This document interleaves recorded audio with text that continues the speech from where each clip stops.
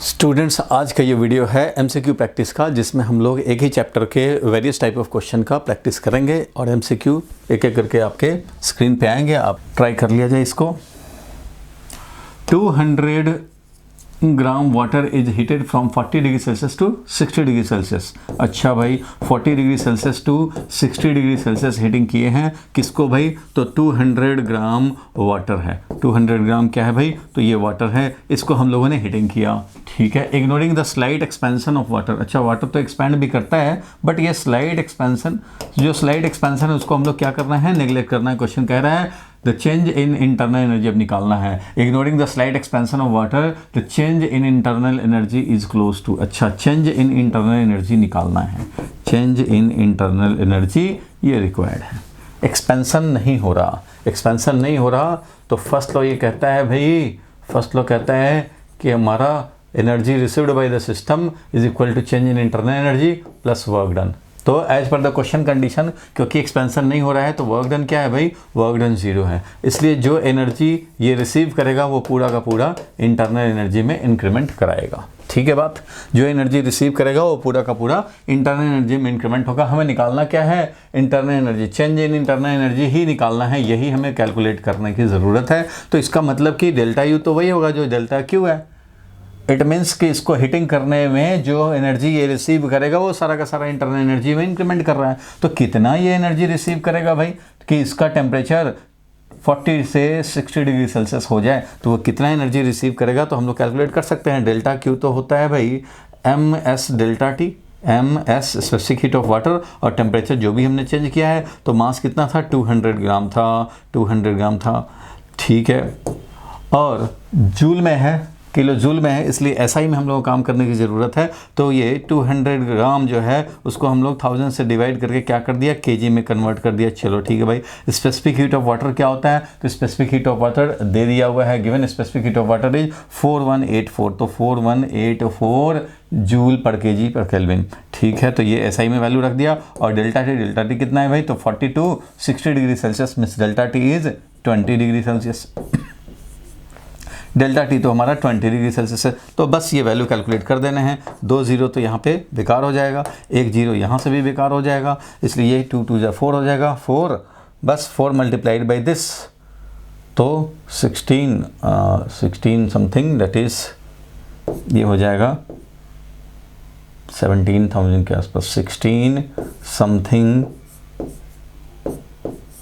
इतना जूल। तो हमें निकालना है किलो जूल में। किलो जूल में निकालना है तो क्या लिखेंगे? 16.74 किलो जूल, ऐसा हम लोग लिखेंगे। देखो यहाँ पे 2 2 4 हो चुका है, इसको 4 से मल्टीप्लाई करोगे तो ये 16 और 74। ठीक है, यही तो वैल्यू आएगा भाई। ठीक है, बिल्कुल वैल्यू आएगा। तो इस तरह से हम लोग निकाल सकते हैं, और ये क्लियर कट हमारा ये आंसर ए हो गया। ऑप्शन ए को हमारा सलाम होगा, ऑप्शन ए को। ठीक है, क्लियर है यहाँ तक? क्या किया हम लोगों ने भाई? फिर से मैं समराइज कर दे रहा हूँ कि आखिर क्या कॉन्सेप्ट अप्लाई किया हम लोगों ने। हम लोगों को निकालना था चेंज इन इंटरनल एनर्जी। अब देखेंगे टेम्परेचर हमारा चेंज हुआ, चेंज इन इंटरनल एनर्जी कैसे निकालें, कैसे निकालें, कैसे निकालें? तो कैसे निकालो भाई चेंज इन इंटरनल एनर्जी? अगर ये गैस होता तो हम लोग चेंज इन इंटरनल एनर्जी ऐसा लिख सकते थे, ND/2R, और delta T change in temperature दिया हुआ था। डिग्री ऑफ फ्रीडम होता तो हमें मिलता, लेकिन गैस होता तब होता। अभी ये वाटर का केस है, वाटर में हमारा ये इंटरनल एनर्जी का फॉर्मूला अभी नहीं काम करेगा। तो हम लोग वाटर के लिए पहले first law of thermodynamics apply किए, और फर्स्ट लॉ से हमें क्या दिखा भाई? तो फर्स्ट लॉ से ये दिखा कि जो एनर्जी ये रिसीव करेगा पूरा का पूरा ये रिसीव करके और इंटरनल एनर्जी में इंक्रीमेंट कराएगा, क्योंकि ये वर्क डन होना नहीं है। एक्सपेंशन नहीं हो रहा है, इसका मतलब वर्क डन नहीं होगा। वर्क डन तो होता है इंटीग्रेशन PdV। अगर गैसियस सिस्टम है तो वॉल्यूम में चेंज होगा तभी तो होगा, वॉल्यूम में चेंज ही नहीं हो रहा। तो फोर्स लग भी जाए, थर्मोडायनेमिक सिस्टम एक्सपैंड करना चाहे, बट एक्सपेंशन नहीं हो रहा है, नेग्लिजिबल एक्सपेंशन है। So work done will be equal to 0। Work done हमारा 0 है। इसलिए change in internal energy is energy received by the system in increasing the temperature from 40 to 60 degree Celsius. तो उसका वैल्यू हम लोगों ने कैलकुलेट कर लिया। डेल्टा क्यू जो है वही हमारा डेल्टा यू है, इसलिए ये हो गया इंक्रीमेंट इन इंटरनल एनर्जी। ठीक है, कैलकुलेशन मिस्टेक नहीं होना चाहिए, बस ये काम करने पड़ेंगे। क्लियर है यहाँ तक? आगे बढ़ते हैं, नेक्स्ट क्वेश्चन पे चलते हैं भाई। चलो बहुत बढ़िया, नेक्स्ट क्वेश्चन पे चला जाए। सेकंड नंबर क्वेश्चन ये आ गया स्क्रीन पे। चलो अब जल्दी से इसको ट्राई कर लो भाई। रेडी 1 2 3, और ट्राई करके हो जाएंगे फ्री। चलो जल्दी से हम लोग कर लें। चलो हो गया होगा अब तो, ठीक है। A gas can be taken from a to b, a से बी पे ले जा रहे हैं via two different process, a C b number 1 ये, और दूसरा ए डी बी इधर से लेके जा रहे हैं नंबर 2, ये पाथ, 2 पाथ दिया हुआ है। When path A C B is used, A C B को जब यूज किया 60 joule of heat flows into the system. अच्छा, तो ऐसे कंडीशन में डेल्टा क्यू क्या है भाई, तो 60 जूल है, ठीक है, into the system 30 joule of work is done by the system. अच्छा, ऐसे कंडीशन में work done by the system है वो कितना है हमारा भाई, work done by the system is 30 joule, 30 joule work done by the system है इस वाले 1 नंबर प्रोसेस यानी कि ACB में। और ADB में क्या हुआ भाई, if path ADB is used work done by the system, work done by the system is 10 joule, work done by the system is 10 joule, ठीक है भाई। The heat flow into the system in this path will be. अच्छा, ऐसे condition में जो heat flow है यानी ये हमें निकालना है, ठीक है। चलो बहुत बढ़िया। तो ए से बी जा रहे हैं, थर्मोडायनेमिक प्रोसेस दिखाया हुआ है, ए से बी और ADB 2 पाथ हैं। मान लो पाथ नंबर 2 को हम लोग W2 वर्क डन और डेल्टा Q2 इस वाले में निकाल रहे हैं। तो भाई ए से बी हम लोग सिस्टम को स्टेट चेंज कराया A to B, ठीक है। A to B state change कराया तो भाई A स्टेट से जब B स्टेट में जा रहा हो मीन्स P1 V1 T1 से समझो P2 V2 T2 in general ऐसे जा रहा है भाई, P2 V2 T2 में जा रहा है, कोई बात नहीं है। तो ये इस तरह से जब मूव कर रहा है, इस तरह से हमारा ट्रांजिट हो रहा है स्टेट का, तो हम लोग बोलेंगे कि इंटरनल एनर्जी फाइनली हमारा जो ND/2R T2 होता है। तो चेंज इन इंटरनल एनर्जी जो होगा, चेंज इन इंटरनल एनर्जी कम से कम वो तो भाई ND/2R और डेल्टा T मीन्स बोले तो T2 माइनस T1। एक स्टेट से बी स्टेट जाने में जो चेंज इन इंटरनल एनर्जी होगा वो पाथ से इंडिपेंडेंट होता है, क्योंकि ये सिर्फ हमारा टेम्परेचर डिपेंडेंट होता है। और इस स्टेट में टेम्परेचर अगर TA है, इस स्टेट में टेम्परेचर अगर TB है, तो बस इसको TA TB से मतलब है चेंज इन इंटरनल एनर्जी में, बाकी और कुछ चेंज नहीं हो रहा है, बाकी तो सब सिस्टम वही है। इसलिए ये है change in internal energy and change in internal energy will remain same. ये है इंडिपेंडेंट ऑफ पाथ। ये क्या है भाई, तो इंडिपेंडेंट ऑफ पाथ से ये इंडिपेंडेंट है भाई, क्लियर है, बहुत अच्छा। तो इंडिपेंडेंट ऑफ पाथ है तो हम लोग बोल सकते हैं फर्स्ट लॉ जो कहता है, फर्स्ट लॉ ऑफ थर्मोडायनेमिक्स क्या कहता है भाई, तो delta Q is equal to delta U plus delta W होगा, जिसमें कि कहा जा रहा है कि ये हमारा पाथ इंडिपेंडेंट है। इट मीन्स डेल्टा U जो है वो क्या है भाई, delta Q minus work done है, ये है। और इसको रहना है पाथ से इंडिपेंडेंट, चाहे ACB हो चाहे ADB हो, जो भी पाथ हो ये हमारा फिक्स रहना है। और जब ये फिक्स रहना है तो इसका मतलब डेल्टा Q1 फर्स्ट वाले पाथ से जो हमारा डेल्टा Q1 और माइनस डेल्टा W1 है फर्स्ट वाले पाथ में, वही हमारा डेल्टा Q2 और माइनस डेल्टा W2 होगा सेकंड पाथ वाले में। क्योंकि फर्स्ट पाथ से जाएं तब भी चेंज इन इंटरनल एनर्जी ये है, सेकंड वाले पाथ से जाएं तो चेंज इन इंटरनल एनर्जी ये है, और दोनों होना चाहिए इक्वल, इसलिए ऐसा हम लोग लिख सकते हैं। अब इसी को हम लोग और आगे बढ़ाएं तो क्या लिख सकते हो भाई, तो इसके लिए लिखेंगे हम लोग डेल्टा Q1 फर्स्ट वाले में जो था वो क्या था भाई, तो 60 जूल और माइनस वर्क डन था 30, तो ये है भाई, this will be equal to, अब इधर का हमारा एनर्जी रिसीव डेल्टा Q2 और माइनस हमारा ये है वर्क डन कितना भाई, तो इस वाले में है 10 जूल वर्क डन। इसलिए हमारा फाइनली जो मिल गया 30 is equal to delta Q2 minus ये 10। इसलिए डेल्टा Q2 का वैल्यू क्या हो गया भाई, तो डेल्टा Q2 का वैल्यू हो गया 30 plus 10 that is 40 joule. It means 40 joule energy वो जरूर रिसीव किया होगा सेकंड वाले प्रोसेस में, ADB में 40 जूल रिसीव किया, जिसमें से 10 जूल वर्क डन हो गया, 40 जूल इसने रिसीव किया जिसमें से 10 जूल वर्क डन हो गया। इसलिए change in internal energy again हमारा क्या रह जाएगा, 30 का 30 रह जाएगा, क्योंकि उधर भी 30 जूल हमारा था चेंज इन इंटरनल एनर्जी, इधर भी रह जाएगा। इसलिए कितना हमारा ये एनर्जी रिसीव्ड होगा बाय द सिस्टम, तो वो है 40 जूल। तो 40 जूल वाले पे हम लोग टिक कर देंगे, ठीक है।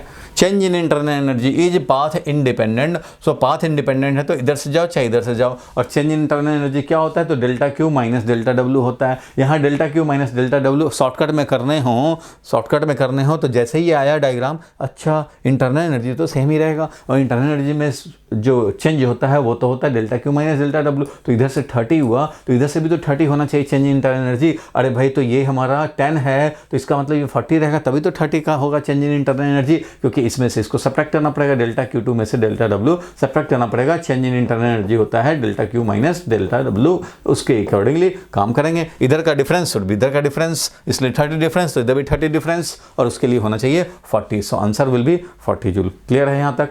आगे बढ़े हम लोग, नेक्स्ट क्वेश्चन पे चलते हैं। चलो भाई बहुत बढ़िया, नेक्स्ट क्वेश्चन पे आ जाएं। देखो जल्दी से, अब इस क्वेश्चन को ट्राई कर लो। रेडी 1 2 3 ट्राई करके हो ही गए हो फ्री। चलो तो आगे देख लेते हैं फिर। तो when a system is taken from state I to state F along path IAB, देखो उसी तरह का क्वेश्चन हो गया, along path IAB, ये वाला हो गया। It is found that Q is equal to 50 calorie and work done is equal to 20 calorie। वैसा ही क्वेश्चन है। along path Q, ठीक है, ये तो along path IBF, अच्छा इस पाथ से along path IBF Q is equal to 36 calorie, W along the path IBF। अब W इस पाथ में क्या होगा? तो ये सिमिलर क्वेश्चन है कि नहीं भाई? सिमिलर क्वेश्चन है, तो ये तो अपने आप ही कर लो भाई, ये तो अपने आप ही कर लो। फिर से क्या होगा? चेंज इन इंटरनल एनर्जी तो सेम ही रहने हैं। चेंज इन इंटरनल एनर्जी जो होने हैं वो सेम होने हैं। पाथ 1 से करो या पाथ 2 से करो, change in internal energy will remain same. और चेंज इन इंटरनल एनर्जी इसका लिखेंगे तो यहाँ पे लिखेंगे 50 माइनस 20। क्यों भाई? क्योंकि चेंज इन इंटरनल एनर्जी जो होता है वो delta Q minus work done होता है। Work done by the system, energy received by the system. ठीक है, तो 50 जूल इसने एनर्जी रिसीव किया था और 20 जूल का इसने वर्क कर दिया। This should be equal to, इधर से हमारा है Q 36, तो 36 माइनस ये work done by the system, इसलिए यहाँ पे जब 30 का डिफरेंस है यहाँ भी 30 का डिफरेंस होना चाहिए। So work done should be equal to 6, तो 6 जूल का वर्क डन होना चाहिए, तभी तो इधर भी डिफरेंस रह जाएगा 30, इधर भी डिफरेंस रह गया 30। सॉल्व करोगे भाई मिल जाएगा। 30 is equal to 36 minus work done, इसलिए वर्क डन का वैल्यू 6 जूल। तो 6 joule is the work done by the system. तो 6 कैलोरी, अच्छा सब कैलोरी में चल रहे हैं तो 6 कैलोरी होगा। यहाँ भी कैलोरी लिखेंगे, सारे के सारे क्या हैं? कैलोरी हैं भाई। तो ठीक है, सारे कैलोरी में चलेंगे और 6 कैलोरी हमारा आंसर हो जाएगा। तो काम वही था, कुछ भी डिफरेंस नहीं था, बस वहाँ जूल के बदले में कैलोरी है और वहाँ पे Q पूछा जा रहा है, यहाँ W पूछा जा रहा है, but basic concept will remain same. Change in internal energy is path independent,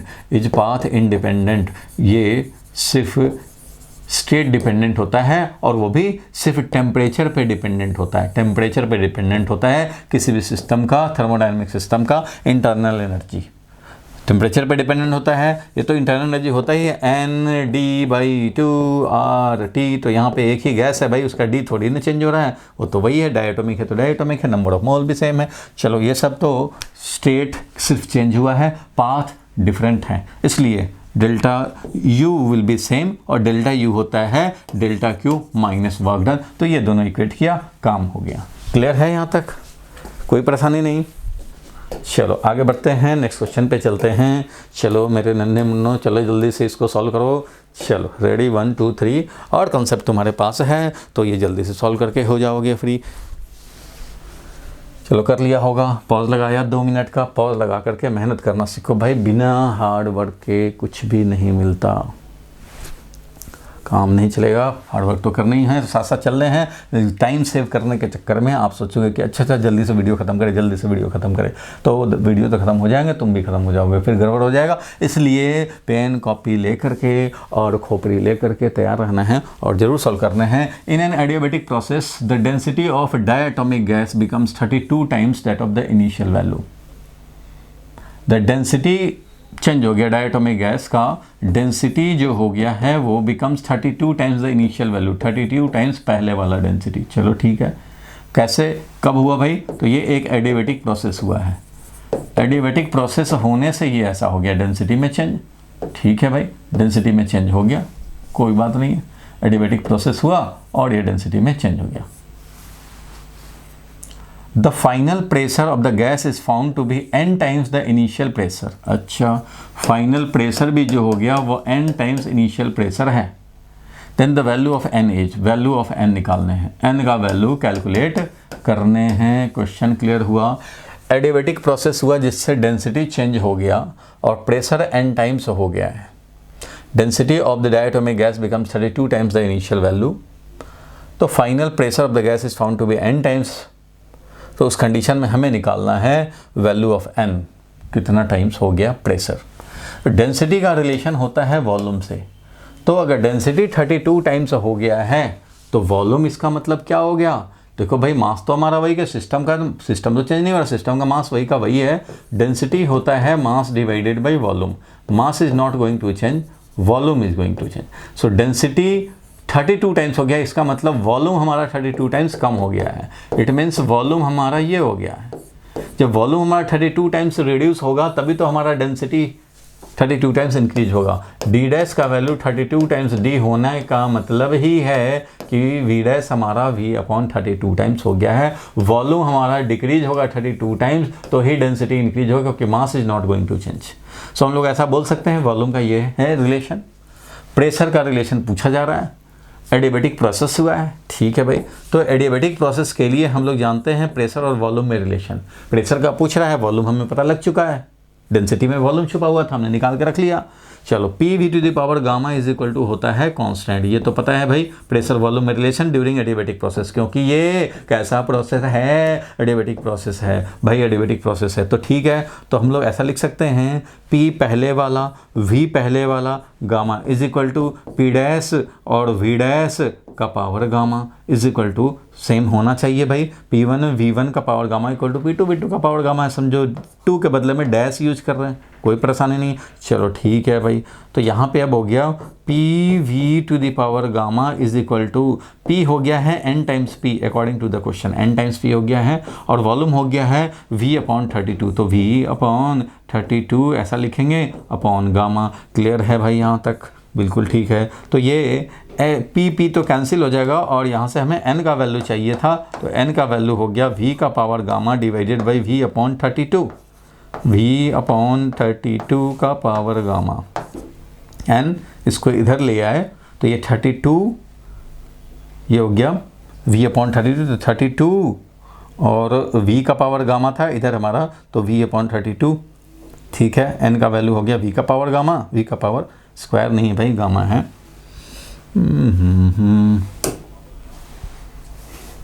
n का वैल्यू 32 अपॉन V का पावर गामा, और इधर हो गया V का पावर गामा, V कैंसिल हो जाएगा, 32 का पावर गामा। सो n का वैल्यू आ गया 32 का पावर गामा, n का वैल्यू आ गया 32 टू द पावर गामा। और गामा का वैल्यू क्या होता है डायटोमिक के लिए? तो डायटोमिक के लिए गामा का वैल्यू भाई Cp अपॉन Cv होता है, और ये याद होगा डायटोमिक के लिए डिग्री ऑफ फ्रीडम जो होता है, डिग्री ऑफ फ्रीडम वो होता है 5, तो ये 7/5 होता है, 1/1.4, तो ये है 7/5, 7/5 है। ये वैल्यू कैलकुलेट कर लेने हैं। 32 का पावर ये, तो 32 को हम लोग लिख सकते हैं 2 का कितना पावर,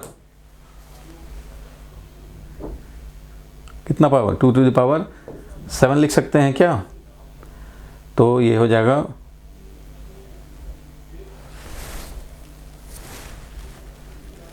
नहीं 5 लिख सकते हैं, तो पावर इसका 5 लिखेंगे, इधर 7/5 लिखेंगे, तो ये हो जाएगा 2 का पावर 7, और ये कितना हो जाएगा भाई 28। सो ये 128 हो गया। एडियाबेटिक प्रोसेस था, ठीक है, ध्यान दो, एडियाबेटिक प्रोसेस था। P to power gamma constant होता है, पी टू पावर गामा को कांस्टेंट किया हम लोगों ने, और इससे हमें मिल गया भाई पी का power gamma is equal to N P final pressure, और वॉल्यूम हमारा V अपॉन 32 हो गया है। इसलिए इसके बेसिस पे हम लोगों ने n का वैल्यू निकाला, तो n का वैल्यू हमें आ गया 32 का पावर गामा, और गामा का वैल्यू है 7/5, इसलिए 7/5 हुआ, तो 2 का पावर 5 लिख सकते हो, 5 कैंसिल होकर के ये 2 का पावर 7 बच जाएगा, और 2 का पावर 7 बचेगा तो ये 128 आ जाएगा। 128 is the final answer, n का वैल्यू मिल जाएगा। क्लियर है यहाँ तक?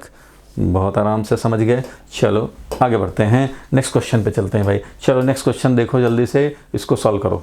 रेडी 1 2 3 सॉल्व करके हो जाओ free.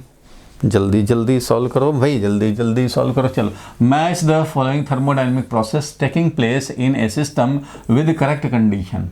The table delta Q is the heat supplied, heat supplied को हीट रिसीव्ड समझो, क्योंकि कुछ और नहीं दिया इन्फॉर्मेशन।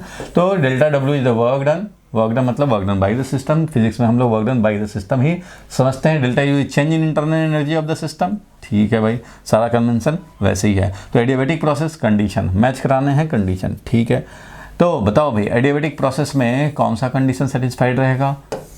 डेल्टा क्यू जीरो होना, एनर्जी एक्सचेंज नहीं होता। आइसोथर्मल कंडीशन में क्या होगा भाई? तो आइसोथर्मल में टेम्परेचर चेंज नहीं होता, इसलिए चेंज इन इंटरनल एनर्जी नहीं होगा, जीरो होगा। ठीक है भाई, आइसोकोरिक में कोई वर्क डन नहीं हो पाएगा, क्यों भाई? क्योंकि आइसोकोरिक प्रोसेस में कभी भी हमारा वॉल्यूम चेंज नहीं होगा, तो work done will B zero. ठीक है भाई, वर्क डन जीरो हो गया। और आइसोबारिक में तो सब कुछ होता है भाई, कोई ज़ीरो नहीं होता, सब कुछ होता है, सब कुछ होता है, तो इसलिए ये हो जाएगा। ठीक है, तीनों के तीनों नॉन जीरो, क्योंकि आइसोबारिक प्रोसेस में एनर्जी देते हैं, उनमें से कुछ पार्ट इंटरनल एनर्जी में होता है और बाकी कुछ वर्क डन होता है, इसलिए इस तरह से हम लोग कर लेंगे। तो ऑप्शन कौन सा हो जाएगा वो आप देख लो भाई। तो 4 नंबर का तो कम से कम सी होना है, 4 नंबर का सी 3 है। चलो, 3rd नंबर का होना है ए, तो 3rd नंबर का होना है ए, तो ये आ गया, बस 2 ही से तो काम चल जाएगा। इट मीन्स लास्ट वाला ऑप्शन हो जाएगा। ठीक है भाई, सी था, ये है, बाकी का मैच करने की जरूरत भी नहीं पड़ेगी, यही हो जाएगा। फर्स्ट वाले का बी होना चाहिए, फर्स्ट वाले का बी है, सेकंड वाले का डी होना चाहिए, सेकंड वाले का डी है ही, बिल्कुल सही बात है। चलो आगे बढ़ते हैं, नेक्स्ट क्वेश्चन पे चलते हैं। चल दो जल्दी से इसको सॉल्व करो भाई। Balloon filled with helium, balloon filled with helium, जल्दी से सॉल्व करो पॉज लगा करके। ब्रस्ट किया, balloon filled with helium, 32 temperature दिया, 1.7 एटीएम प्रेशर दे दिया। Burst immediately afterwards expansion of helium can be considered as, जो इमीडिएटली ब्रस्ट होने से एक्सपैंड हुआ, बैलून है, ब्रस्ट हुआ तो क्या हो गया? एक्सपैंड हो गया, सडनली एक्सपैंड हुआ। सडनली एक्सपैंड हुआ, सडनली एक्सपैंड होने का मतलब है कि एनर्जी एक्सचेंज नहीं हो पाएगा, एनर्जी एक्सचेंज नहीं हो पाएगा, क्योंकि इतना कम टाइम मिलेगा, कोई एनर्जी एक्सचेंज नहीं हो पाएगा। तो प्रोसेस कैसा है भाई? तो ये एडियाबैटिक प्रोसेस है, और ये रिवर्स होकर बैलून पैक होकर नहीं आ सकता। ये क्या है? इरिवर्सिबल है, इरिवर्सिबल है। ठीक है, तो irreversible adiabatic process, irreversible adiabatic process होगा, इरिवर्सिबल एडियाबैटिक प्रोसेस होगा। ये तो कॉन्सेप्चुअल बात थी। सडनली जब भी कोई टायर पंक्चर हो जाए और ब्रस्ट कर जाए, या बैलून को ये ब्रस्ट हो जाए, ऐसे सारे कंडीशन में हम लोग क्या बोलते हैं? एडियाबैटिक है। और ये कैसा है भाई? तो ये इरिवर्सिबल है। चलो नेक्स्ट क्वेश्चन देखते हैं हम लोग, जल्दी से इसको ट्राई कर लिया जाए। ठीक है भाई, देखा जाए, जल्दी ट्राई करो। A thermodynamic cycle x Y Z x Y Z x, इस तरह से साइकिल चला। ठीक है भाई, इस तरह साइकिल चल रहा है, यहाँ से स्टार्ट हो रहा है और ऐसे साइकिल चल रहा है on A V T diagram. तो वी टी डायग्राम है, ये इधर वी है, इधर वी है और इधर टी है, तो टी है भाई वी टी डायग्राम। क्लियर है? बहुत अच्छे, तो वी टी डायग्राम है यहाँ पे। The PV diagram that best describes this cycle. ठीक है, स्कीमेटिक डायग्राम हमें चाहिए, पीवी डायग्राम, वीटी डायग्राम है, इसका हमें पीवी डायग्राम चाहिए। इसका पीवी डायग्राम कैसे निकालेंगे भाई? तो पी है इधर दिखाएं और वी इधर दिखाएं और डायग्राम प्लॉट करना शुरू कर देते हैं।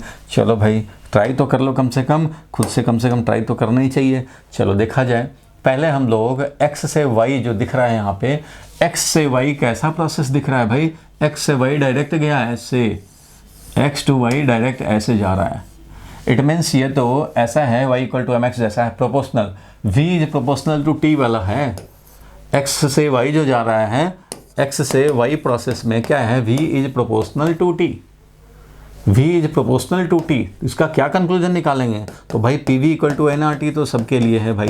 PV इक्वल टू nRT में अगर v directly proportional to t हो जाए, it means pressure is constant, it means pressure is constant. तो प्रेशर कांस्टेंट है तो ऐसे दिखाओ भाई, प्रेशर कांस्टेंट वाला। अच्छा, तो प्रेशर कांस्टेंट है तो ये अगर x हो तो ये y होगा कि या x है ये, तो y इधर होगा, वो हमें नहीं पता, तो वो तो चेक करने पड़ेंगे। ध्यान देना, प्रेशर कांस्टेंट आ गया जरूर, प्रेशर इज कंसिडर्ड कांस्टेंट, क्योंकि भाई प्रेशर कांस्टेंट होगा तभी तो volume directly proportional to T होगा, और volume directly proportional to T तो इस डायग्राम में दिख रहा है कि volume is directly proportional to T, तभी तो ये ऐसा ग्राफ है। देखो v is equal to some constant times T है, सम कांस्टेंट टाइम्स टी है, ऐसा ग्राफ है ये।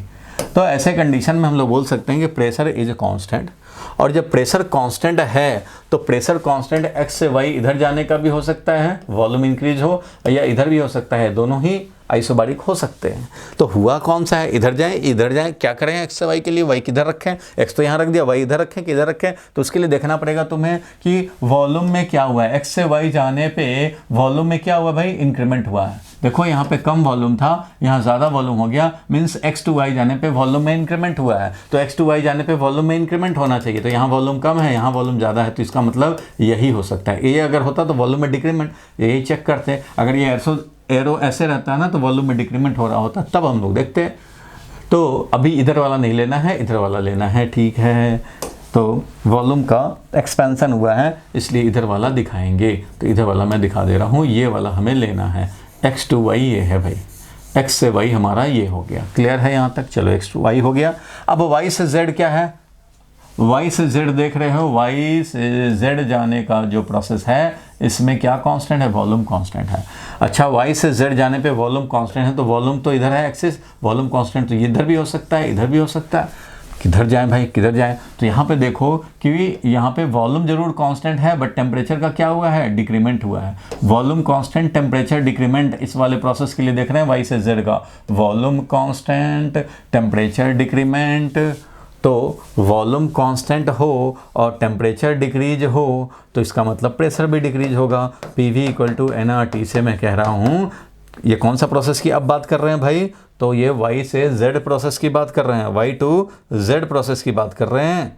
तो इस वाले प्रोसेस में देख रहे हो वहाँ पे कि क्या कांस्टेंट रहा है भाई, तो वॉल्यूम कांस्टेंट रहा है, टेम्परेचर में decrement. Volume is constant and temperature में डिक्रीमेंट, टेम्परेचर में डिक्रीमेंट, और टेम्परेचर में डिक्रीमेंट तो प्रेशर भी डिक्रीमेंट, प्रेशर भी डिक्रीमेंट। तो यहाँ पे देखो प्रेशर में डिक्रीमेंट, तो वाई से जेड जाने में वॉल्यूम कांस्टेंट रखना है, बट प्रेशर में डिक्रीमेंट तो ऐसे दिखाएंगे ना भाई, ऐसे एरो होगा तभी तो प्रेशर में डिक्रीमेंट होगा। प्रेशर डिक्रीज हुआ, इसका मतलब ये जेड है, ठीक है भाई। तो ये जेड हो गया। अब देखो जेड से एक्स जाने में, जेड से एक्स जाने में क्या हुआ, तो टेम्परेचर कांस्टेंट है। जेड से एक्स जाने में क्या है, तो टेम्परेचर कांस्टेंट है भाई। जेड से एक्स जाने में टेम्परेचर इज कांस्टेंट, इसलिए जेड से एक्स तो जाना है बट टेम्परेचर कांस्टेंट रखना है। तो टेम्परेचर कांस्टेंट वाला पीवी डायग्राम पे कैसा बनता है भाई, तो इस तरह का ग्राफ बनता है, टेम्परेचर कांस्टेंट वाला ग्राफ। तो टेम्परेचर कांस्टेंट वाला ग्राफ ऐसे दिखाएंगे। तो ये हो गया टेम्परेचर कांस्टेंट वाला ग्राफ। तो ये वाला हो गया तुम्हारा ग्राफ। ये एक लाइन से दिखाना है, ये भी एक लाइन दिखाना है, और ये ऐसे कर्व की तरह दिखाना है, आइसोथर्मल प्रोसेस की तरह। तो ये दिखाना, बताओ कौन सा हो जाएगा भाई, X Y Z, x Y Z ऐसे ऐसे ऐसे, ठीक है। ये वाला नहीं हो सकता, एक्स से वाई ऐसे नहीं है, एक्स से वाई डाउनवर्ड नहीं है, एक्स से वाई तो डायरेक्ट ऐसे था। तो first option is the correct option. देखो यहाँ से एरो लगा के ऐसे गया, फिर ये एरो डाउनवर्ड में लगा के ऐसे है, फिर यहाँ से आइसोथर्मली कंप्रेस्ड हो गया, आइसोथर्मली ये कंप्रेस्ड हो गया, वॉल्यूम में डिक्रीमेंट हुआ है।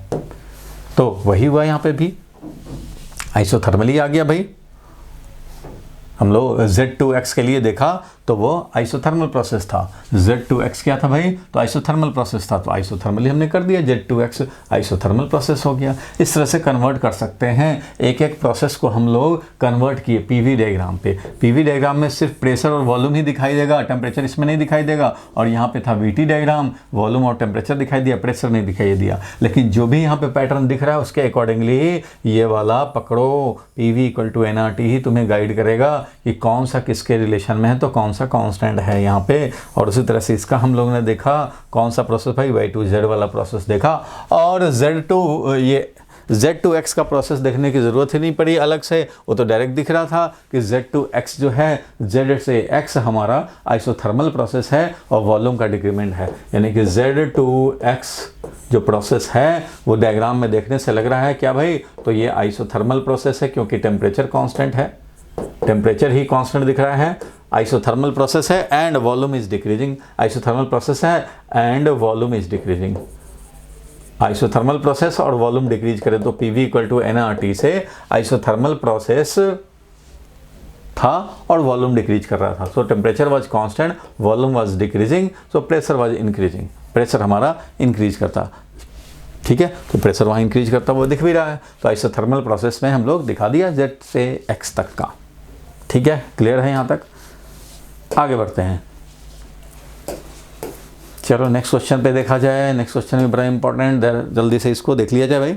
चलो इसको तो कर लोगे काम, जल्दी से पेन निकालो, खोपड़ी लगाओ और सॉल्व करके टिक करके फ्री हो जाओ। चलो कर लिया होगा। For the given cyclic process CAB, C से A से B और B से फिर A, देखिए CB इस तरह से चल रहे हैं, CAB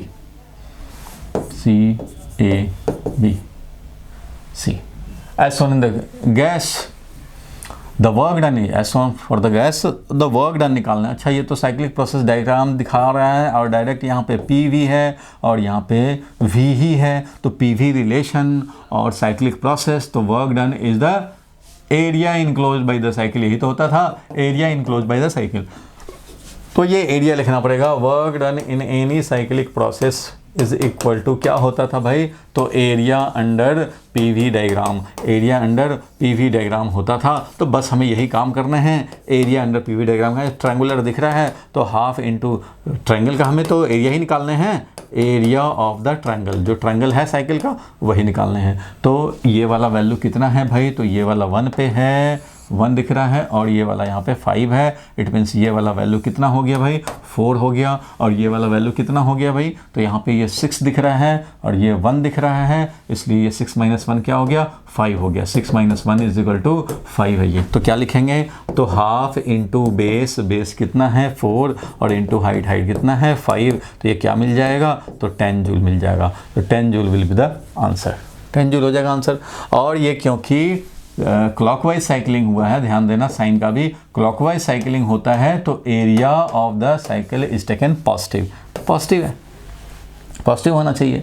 क्यों भाई, क्योंकि अगर हमारा क्लॉकवाइज होता है तो ज़्यादा वर्क डन पॉजिटिव होता है, एरिया दिस एरिया, और जब ये कंप्रेस होता है that is work done negative वाला जहाँ बात आता है तो वो कम एरिया है, तो कम नेगेटिव। पूरे एरिया में से इतना नेगेटिव एरिया निकाल दिया तो ये वाला एरिया बच गया। So area of the loop clockwise होने पे पॉजिटिव लेते हैं, इसलिए ये क्लॉकवाइज था, positive since clockwise traversing, since clockwise traversing है, जो साइकिल ट्रैवर्स हो रहा है वो क्लॉकवाइज हो रहा है, इसलिए ऐसा हम लोगों को करने पड़ेंगे, पॉजिटिव लेने पड़ेंगे। एंटी क्लॉकवाइज होता तो जरूर नेगेटिव ले लेते। ठीक है, चलो बहुत बढ़िया, आगे बढ़ते हैं हम लोग। नेक्स्ट क्वेश्चन जल्दी से ट्राई करो भाई इसको। A rigid diatomic ideal gas undergoes an adiabatic process. अच्छा भाई, डायटोमिक गैस है, डायटोमिक गैस है भाई, अंडरगोज एडियाबैटिक प्रोसेस। ठीक है भाई, एडियाबैटिक प्रोसेस के लिए भी हम लोगों ने नोट कर लिया भाई कि एडियाबैटिक प्रोसेस है, बहुत बढ़िया। ठीक है, एट रूम टेम्परेचर, ठीक है। The relation between the temperature and volume in this process is T to the power x is constant. अच्छा, रिलेशन टेम्परेचर एंड वॉल्यूम के लिए TV का power x is constant, then x क्या है, अच्छा diatomic gas adiabatic process TV relation. तो तुम्हें पता है कि किसी भी एडियाबैटिक प्रोसेस का बताया था थ्योरेटिकल रिवीजन क्लास में बताया था, आपने पढ़ा भी होगा जो बोर्ड लेवल का क्लास था। तो एडियाबैटिक प्रोसेस में क्या होता है, तो PV का पावर गामा कांस्टेंट होता है, याद होगा, PV का पावर गामा कांस्टेंट होता है, और इससे जो हम लोग TV रिलेशन निकालते थे तो TV का पावर गामा -1 कांस्टेंट होता था, याद होगा। ये तो याद है ना भाई, कैसे करते थे, PV का पावर गामा जब कांस्टेंट है तो मैं तो TV रिलेशन अगर चाहिए तो यहाँ से प्रेशर को हटा देते थे, यानी कि PV = nRT होता था। इससे प्रेशर का वैल्यू हम लोग चाहें तो लिख सकते हैं nRT/V, और अगर हम लोगों ने यहाँ से अगर P को लिखते हैं nRT/V तो ये हो गया P, और V का power gamma is equal to constant. PV का पावर गामा को हमने कॉन्स्टेंट लिख दिया, तो इससे हमें P रिप्लेस्ड हो गया। अब हमें मिल गया क्या भाई, तो T टी का पावर 1 है और वी का पावर क्या हो गया गामा -1, टी इंटू वी का पावर क्या हो गया, तो यहाँ पे वी है भाई, तो गामा -1 इज कांस्टेंट। तो टीवी का पावर गामा -1 कांस्टेंट होता था, लोग रेडीमेड इसको याद रखते हैं, आपको भी याद होगा। तो ये टीवी का पावर गामा -1 इज कांस्टेंट, तो ये टीवी का पावर x बोल रहा है कांस्टेंट है, इसका मतलब x क्या है, तो गामा -1 है। x क्या है, गामा -1 है, इसलिए x का वैल्यू हम लोग निकाल सकते हैं। Gamma for diatomic gas, diatomic gas के लिए गामा क्या होता है, Cp/Cv भाई, तो ये तो तुम्हें शॉर्टकट में पता है भाई, डिग्री ऑफ फ्रीडम ऊपर डिग्री ऑफ फ्रीडम +2 बताया था, कई बार बताया भाई।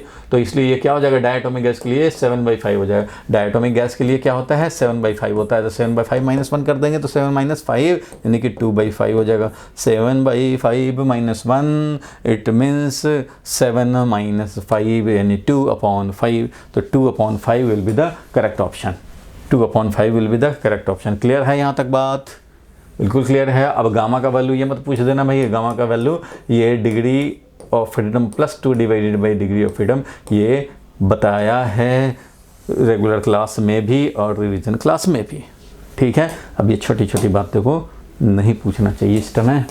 चलो आगे बढ़ते हैं हम लोग, जल्दी से इसको भी सॉल्व कर लो भाई। रेडी 1 2 3 ऑनलाइन जेई में आया हुआ क्वेश्चन है भाई। The ratio of work done by an ideal monoatomic gas to the heat supplied to it in isobaric process. Ratio of work done by the ideal monoatomic gas, work done to the heat supplied to it in an isobaric process.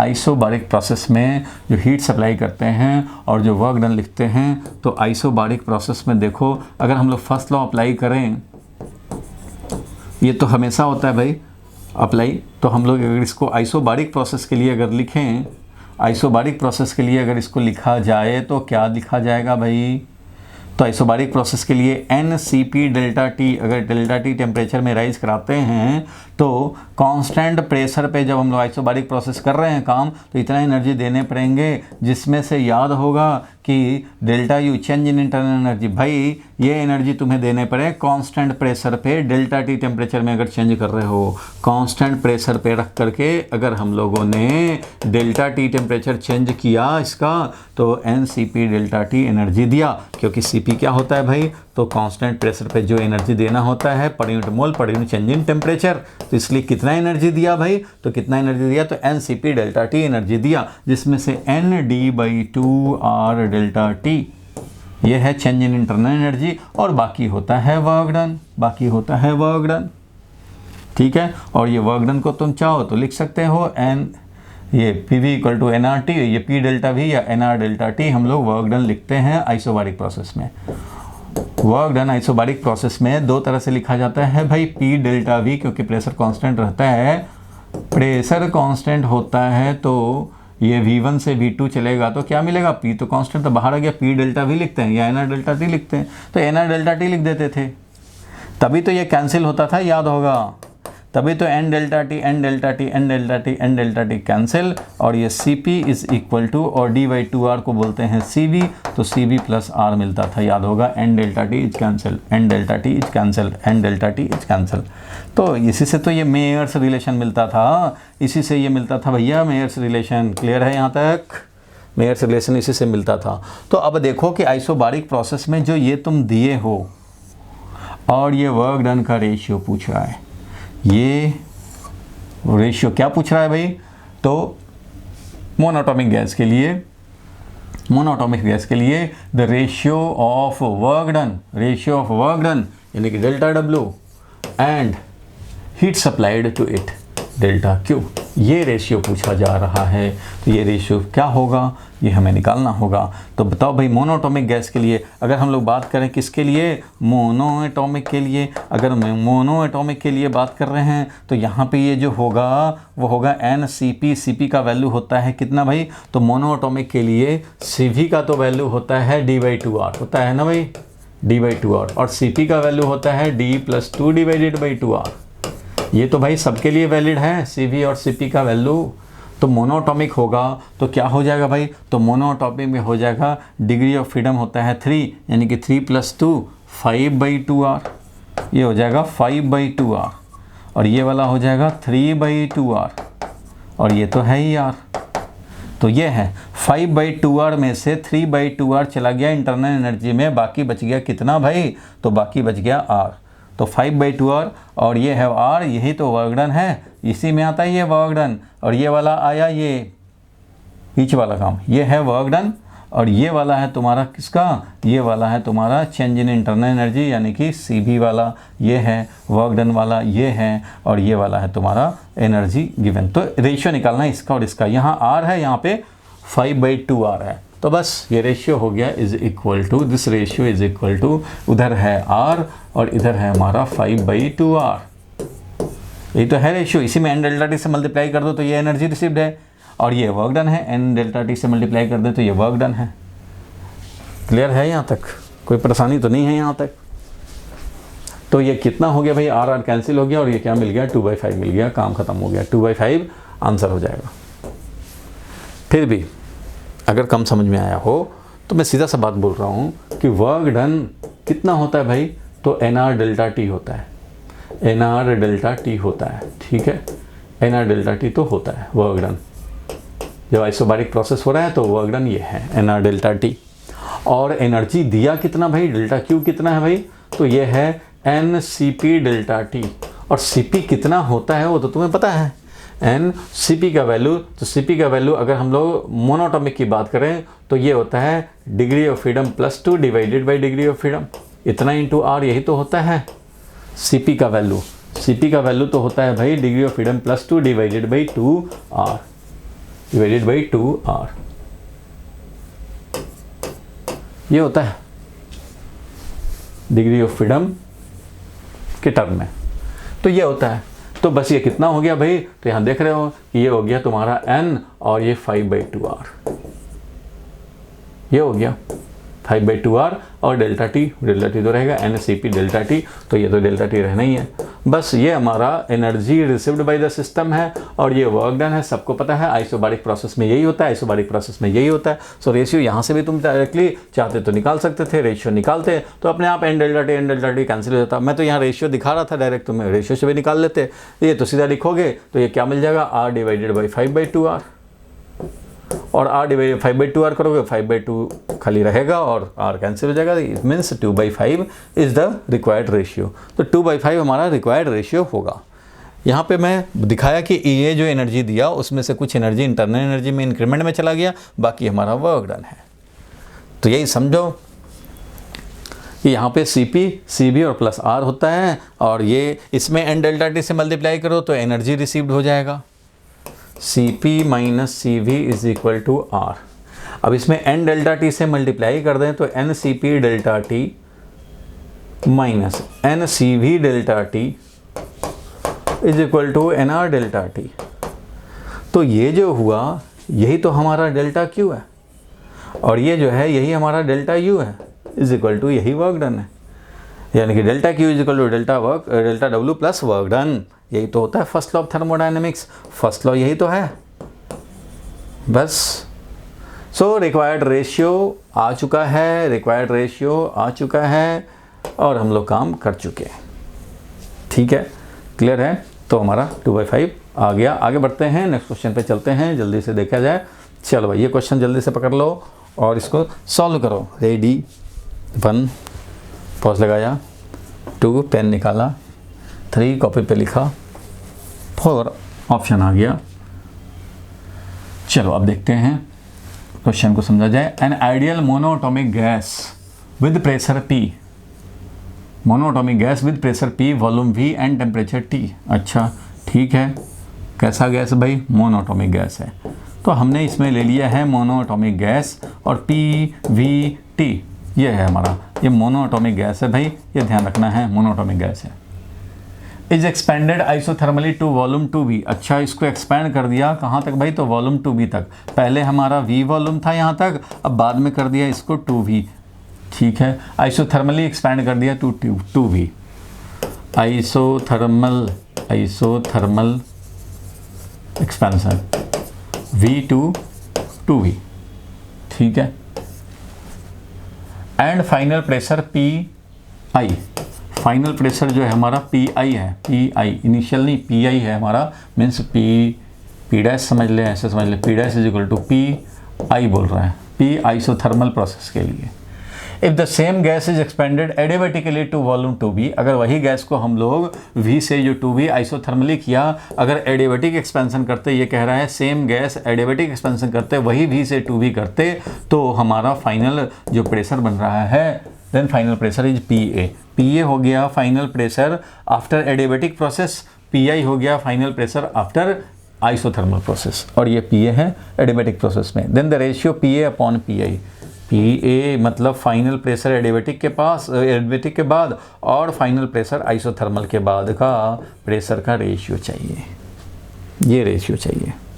तो ठीक है भाई, ये ratio चाहिए, तो इसको calculate करने के लिए हम लोग क्या करेंगे, तो जैसे जैसे क्वेश्चन में कहा है उस हिसाब से थोड़ा आगे बढ़ेंगे। तो पहले वाला काम कर लेते हैं, आइसोथर्मल एक्सपेंशन किया गया है और वॉल्यूम हमारा V से 2B, दोनों में V से 2B ही किया गया है, आइसोथर्मल में भी किया गया और एडिबेटिक में भी किया गया।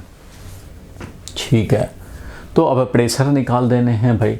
ठीक है, आइसोथर्मल प्रोसेस में चलो अगर बात करते हैं फर्स्ट वाले प्रोसेस की, तो ये आइसोथर्मल प्रोसेस में अगर हम लोग बात करें PV इक्वल टू nRT होता है भाई, जब टेम्परेचर को ही कांस्टेंट रखा है और तुमने क्या किया, वॉल्यूम को डबल कर दिया। वॉल्यूम को क्या किया भाई, तो डबल कर दिया। वॉल्यूम को क्या किया, डबल किया, तो प्रेशर क्या हो जाएगा भाई, जब ये कांस्टेंट रहने, ये क्या रहने हैं, कांस्टेंट, क्योंकि isothermal process means temperature is constant, और जब टेम्परेचर कांस्टेंट है और वॉल्यूम को किया तुमने डबल, तो प्रेशर हो जाएगा half. If V dash is 2B, then obviously pressure P dash will be halved, P by 2।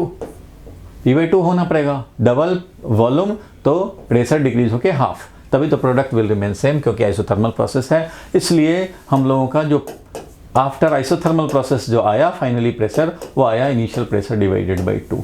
ठीक है भाई, एक तो निकाल रखे हैं कम से कम हम लोग। दूसरे कंडीशन में वॉल्यूम को चेंज किया है, प्रेशर निकालना है, तो इस दूसरे प्रोसेस को जो हम लोग फिर से इसको भी एग्जीक्यूट कराएं यहाँ पे, तो इसके लिए भी अगर देखना चाहते हैं भाई, तो इसके लिए भी देख लिया जाए। तो इसके लिए देखा जाए तो इसके लिए क्या होगा, एडिबेटिक प्रोसेस हुआ है, प्रेशर वॉल्यूम में रिलेशन, तो PV का पावर गामा कांस्टेंट होता है यहाँ पे, तो PV का पावर गामा इज कांस्टेंट। हमें क्या चाहिए भाई, तो वॉल्यूम चेंज किया है, इसलिए हम लोग लिख सकते हैं पहले का प्रेशर P था, वॉल्यूम V था, power gamma is equal to बाद का प्रेशर PA है अकॉर्डिंग टू क्वेश्चन, और वॉल्यूम हमारा 2B है, तो 2B का पावर गामा ये मिल जाएगा। और इससे हमें PA का वैल्यू जो मिलेगा, PA का वैल्यू वो क्या मिल जाएगा भाई, तो P और इंटू V का पावर गामा और 2B का पावर गामा डिवाइड करेंगे उधर ले जा करके, तो ये मिल जाएगा हाफ का पावर V अपॉन 2B का पावर गामा, यानी कि हाफ का पावर गामा। ये मिल गया भाई, PA भी मिल गया और हमें PI भी मिल गया। तो रेशियो क्या निकालना था, PA डिवाइडेड बाई PI। अब हम लोग बात करेंगे रेशियो पे। अब तक हम लोगों ने आइसोथर्मल का काम कर लिया, एडिबेटिक का काम कर लिया, फाइनल प्रेशर दोनों में निकाल रखे हैं। अब ये रेशियो चाहिए PA बोले तो P और ये हाफ का पावर गामा, हाफ का पावर गामा, और ये PI क्या है भाई, तो P अपॉन 2 है, P अपॉन 2 है। P तो कैंसिल हो जाएगा भाई, और ये मिल गया तुम्हें, P कैंसिल हो गया और ये मिल गया 1 अपॉन 2 का पावर गामा, और डिवाइडेड बाई 1/2 आया, तो यहाँ पे आ जाएगा 2 ऐसे, तो ये मिल जाएगा क्या, 2 का पावर 1 माइनस गामा, 2 का पावर 1 माइनस गामा, 2 का पावर 1 माइनस गामा। गामा का वैल्यू कितना, कैसा एटॉमिक था भाई, मोनो एटॉमिक था। तो मोनो एटॉमिक के लिए गामा का वैल्यू क्या होता है, मोनो एटॉमिक के लिए भाई, तो गामा का वैल्यू होता है डिग्री ऑफ फ्रीडम प्लस 2, यानी कि क्या हो जाएगा मोनो एटॉमिक के लिए 5/3 होता है भाई, तो 1 माइनस 5/3, तो 2 का पावर 1 माइनस 5/3, इट मीन्स 2 का पावर हो गया और ये 3 माइनस, ये माइनस 2/3, 2 का पावर माइनस 2/3, 2 का पावर 3 माइनस 2, 3 का पावर माइनस 2/3, 2 का पावर माइनस 2/3, तो माइनस 2/3 ये हो जाएगा करेक्ट ऑप्शन। ध्यान देना है भाई, कोई कैलकुलेशन मिस्टेक नहीं होना चाहिए। हाफ का पावर गामा और इधर है 1/2, यानी 2 ऊपर चला गया, 2 का पावर 1 माइनस गामा, 2 का पावर 1 माइनस गामा, गामा का वैल्यू हो गया 5/3, क्योंकि मोनोटॉमिक है। बिल्कुल ठीक बात है भाई, यहाँ तक में कोई परेशानी नहीं है, इसलिए ये हो गया 1 माइनस 5/3, और 1 माइनस 5/3 3 एलसीएम हो गया 3 माइनस 5, यानी कि माइनस 2/3, तो यही हो गया ऑप्शन हमारा करेक्ट, 2 का पावर माइनस 2/3। क्लियर है? कोई खास बात नहीं, जैसे जैसे क्वेश्चन ने कहा, देखो भाई आधा तो आंसर क्वेश्चन में ही होता है, क्वेश्चन जो कहता है उसको फॉलो कर लेने हैं, बस बात खत्म हो जाएगी। क्वेश्चन ने कहा कि ऐसा ऐसा हुआ भाई, आइसोथर्मल प्रोसेस में डबल वॉल्यूम किया तो ये PI है फाइनल प्रेशर, और एडियाबेटिक में जब डबल वॉल्यूम किया तो फाइनल प्रेशर इज PA, तो PA भी निकाल लिया, एडियाबेटिक प्रोसेस वाला काम किया। ये एडियाबेटिक प्रोसेस था इसलिए एडियाबेटिक वाला PV रिलेशन यूज करेंगे। ये हमारा आइसोथर्मल था इसलिए आइसोथर्मल वाला यूज़ किया हम लोगों ने। टेम्परेचर को कांस्टेंट रखा, ये टेम्परेचर कांस्टेंट था, उस हिसाब से फाइनल प्रेशर निकाला, रेशियो निकाल दिया, काम खत्म हुआ और ये टिक लगा करके आगे बढ़े। चलो भाई नेक्स्ट क्वेश्चन पे चलें, जल्दी से क्वेश्चन पे चलो, इसको भी जल्दी ट्राई करो भाई। रेडी 1 2 3, पेन निकाला, कॉपी निकाला, ट्राई किया, आंसर आया, खुश हुआ, टिक भी लगा दिया। चलो अब देखा जाए, ठीक है। A heat engine is involve with exchange of a heat. देखो भाई हीट इंजन पे है क्वेश्चन, अगर कॉन्सेप्ट नहीं याद हो तो रिवीजन क्लास देख सकते हो, या अपना जो भी रिवीजन नोट बनाए हो क्लास नोट उससे रिवाइज कर सकते हो। A heat engine is involve with exchange of a heat of 1915 joule minus 40 joule plus 125 joule minus Q joule during one cycle, achieving an efficiency of 50%, the value of Q is. अच्छा, heat engine involve हुआ है, exchange of heat, जो exchange of heat हुआ है वो 4 बार दिखाया है, means एक बार है पॉजिटिव 1915 जूल, दूसरी बार में माइनस 40 जूल, तीसरी बार में प्लस 125 जूल, एंड थर्ड बार में, फोर्थ बार में जो हुआ है माइनस Q जूल। इतना हुआ है, यानी कि 4 स्टेजेस से बना हुआ है साइक्लिक प्रोसेस। ये 4 स्टेज समझो, 4 process, isothermal expansion, adiabatic expansion, ऐसे करके तब जाके साइकिल पूरा हुआ। तो 4 इस साइक्लिक प्रोसेस में ये 4 प्रोसेस लगे हैं, तब जाकर के एक साइकिल कंप्लीट हुआ है। ठीक है, one cycle is consisting of 4 stages. First stage में इतना हुआ, energy exchange involve, heat exchange involve, second में ये, थर्ड में ये, फोर्थ में ये, तो दिया हुआ है during one cycle achieving the efficiency of. अच्छा, ये 4 साइकिल चलने से यानी 4 प्रोसेस से साइक्लिक प्रोसेस होने से एफिशिएंसी जो आया वो 0.5 यानी कि 50% आया। एफिशिएंसी कितना आया भाई? तो 50% आया। ठीक है भाई, तो वैल्यू ऑफ Q क्या होगा? तो भाई देखो ये 4 स्टेज में काम किया। पहले स्टेज में ये पॉजिटिव है, मीन्स एनर्जी रिसीव किया। पॉजिटिव होना, delta Q is equal to delta U plus delta W। जब भी डेल्टा Q एनर्जी एक्सचेंज बोल रहा है, पॉजिटिव का मतलब है सिस्टम एनर्जी रिसीव किया, सिस्टम रिसीव्ड एनर्जी। सिस्टम क्या किया? रिसीव किया एनर्जी। निगेटिव हो तो सिस्टम लिबरेट किया एनर्जी। निगेटिव होने का मतलब क्या हुआ? सिस्टम लिबरेट किया एनर्जी, सिस्टम एक्सट्रैक्ट किया एनर्जी, लिबरेट किया, आउटवर्ड निकाला एनर्जी, लिबरेटेड एनर्जी। ठीक है, ये इतना मीनिंग हम लोग समझते हैं, इतना मीनिंग हम लोग पहले से जानते हैं डेल्टा Q के बारे में। तो इसका मतलब ये हुआ कि ये एनर्जी लिया, सिस्टम ने लिया। ये निगेटिव हुआ मतलब एनर्जी लिबरेट किया। ठीक है, ये लिया, ये लिबरेट किया, फिर ये लिया मतलब एनर्जी रिसीव किया, और ये माइनस Q मतलब लिबरेट किया। ठीक है भाई, तो हीट इंजन का जो एफिशिएंसी होता है ये होता है वर्क डन डिवाइडेड बाई जो एनर्जी हमें देना पड़ता है भाई चलाने के लिए। ठीक है, और इसका मतलब ये हो गया कि Q1 जो एनर्जी रिसीव किया है वो रिसीव करने वाला तो यही तो है 2, 1915 प्लस 125, ये है एनर्जी रिसीव। और Q2 जो ये सिंक को लिबरेट करता है, वो लिबरेट करने वाला ये है और ये है, यानी कि 40 प्लस Q ये लिबरेट किया है। और बाकी जो वर्क डन होता है, मैकेनिकल वर्क डन, वही तो होता है Q1 माइनस Q2। तो ये कह रहा है कि एफिशिएंसी हमारा 50% है। 50% एफिशिएंसी का मतलब क्या हुआ? 50% एफिशिएंसी का मीनिंग क्या हुआ भाई? कि जितना ये Q1 है, जितना Q1 है उसका हाफ वर्क डन होता है, हाफ वेस्टेज होता है, मीन्स हाफ वेस्टेज होता है। तो बताओ भाई Q2 क्या होगा? तो हाफ वेस्टेज होने का मतलब है, देखो वर्किंग सब्सटेंस का याद होगा, इधर से Q1 अमाउंट ऑफ एनर्जी लिया, इधर से Q2 amount of energy sink को डाल दिया, और ये मिला हमें Q1 माइनस Q2। तो 50% एफिशिएंसी है, मतलब कि ये जो आएगा इधर मैकेनिकल वर्क डन जो ये मिलेगा, ये मैकेनिकल वर्क डन कितना है भाई? तो ये Q1/2 है, और ये जो Q2 निकल रहा है वो भी क्या है? Q1/2 है। तभी तो 50% इधर और 50% इधर, 50% लिबरेट किया और 50% इधर वर्क किया, मैकेनिकल वर्क डन किया। तो ठीक है, हम लोग बोल सकते हैं कि जितना एनर्जी रिसीव किया था ना उसका हाफ होना चाहिए एनर्जी लिबरेटेड, तभी तो हाफ होगा ये और एफिशिएंसी हो जाएगा 0.5।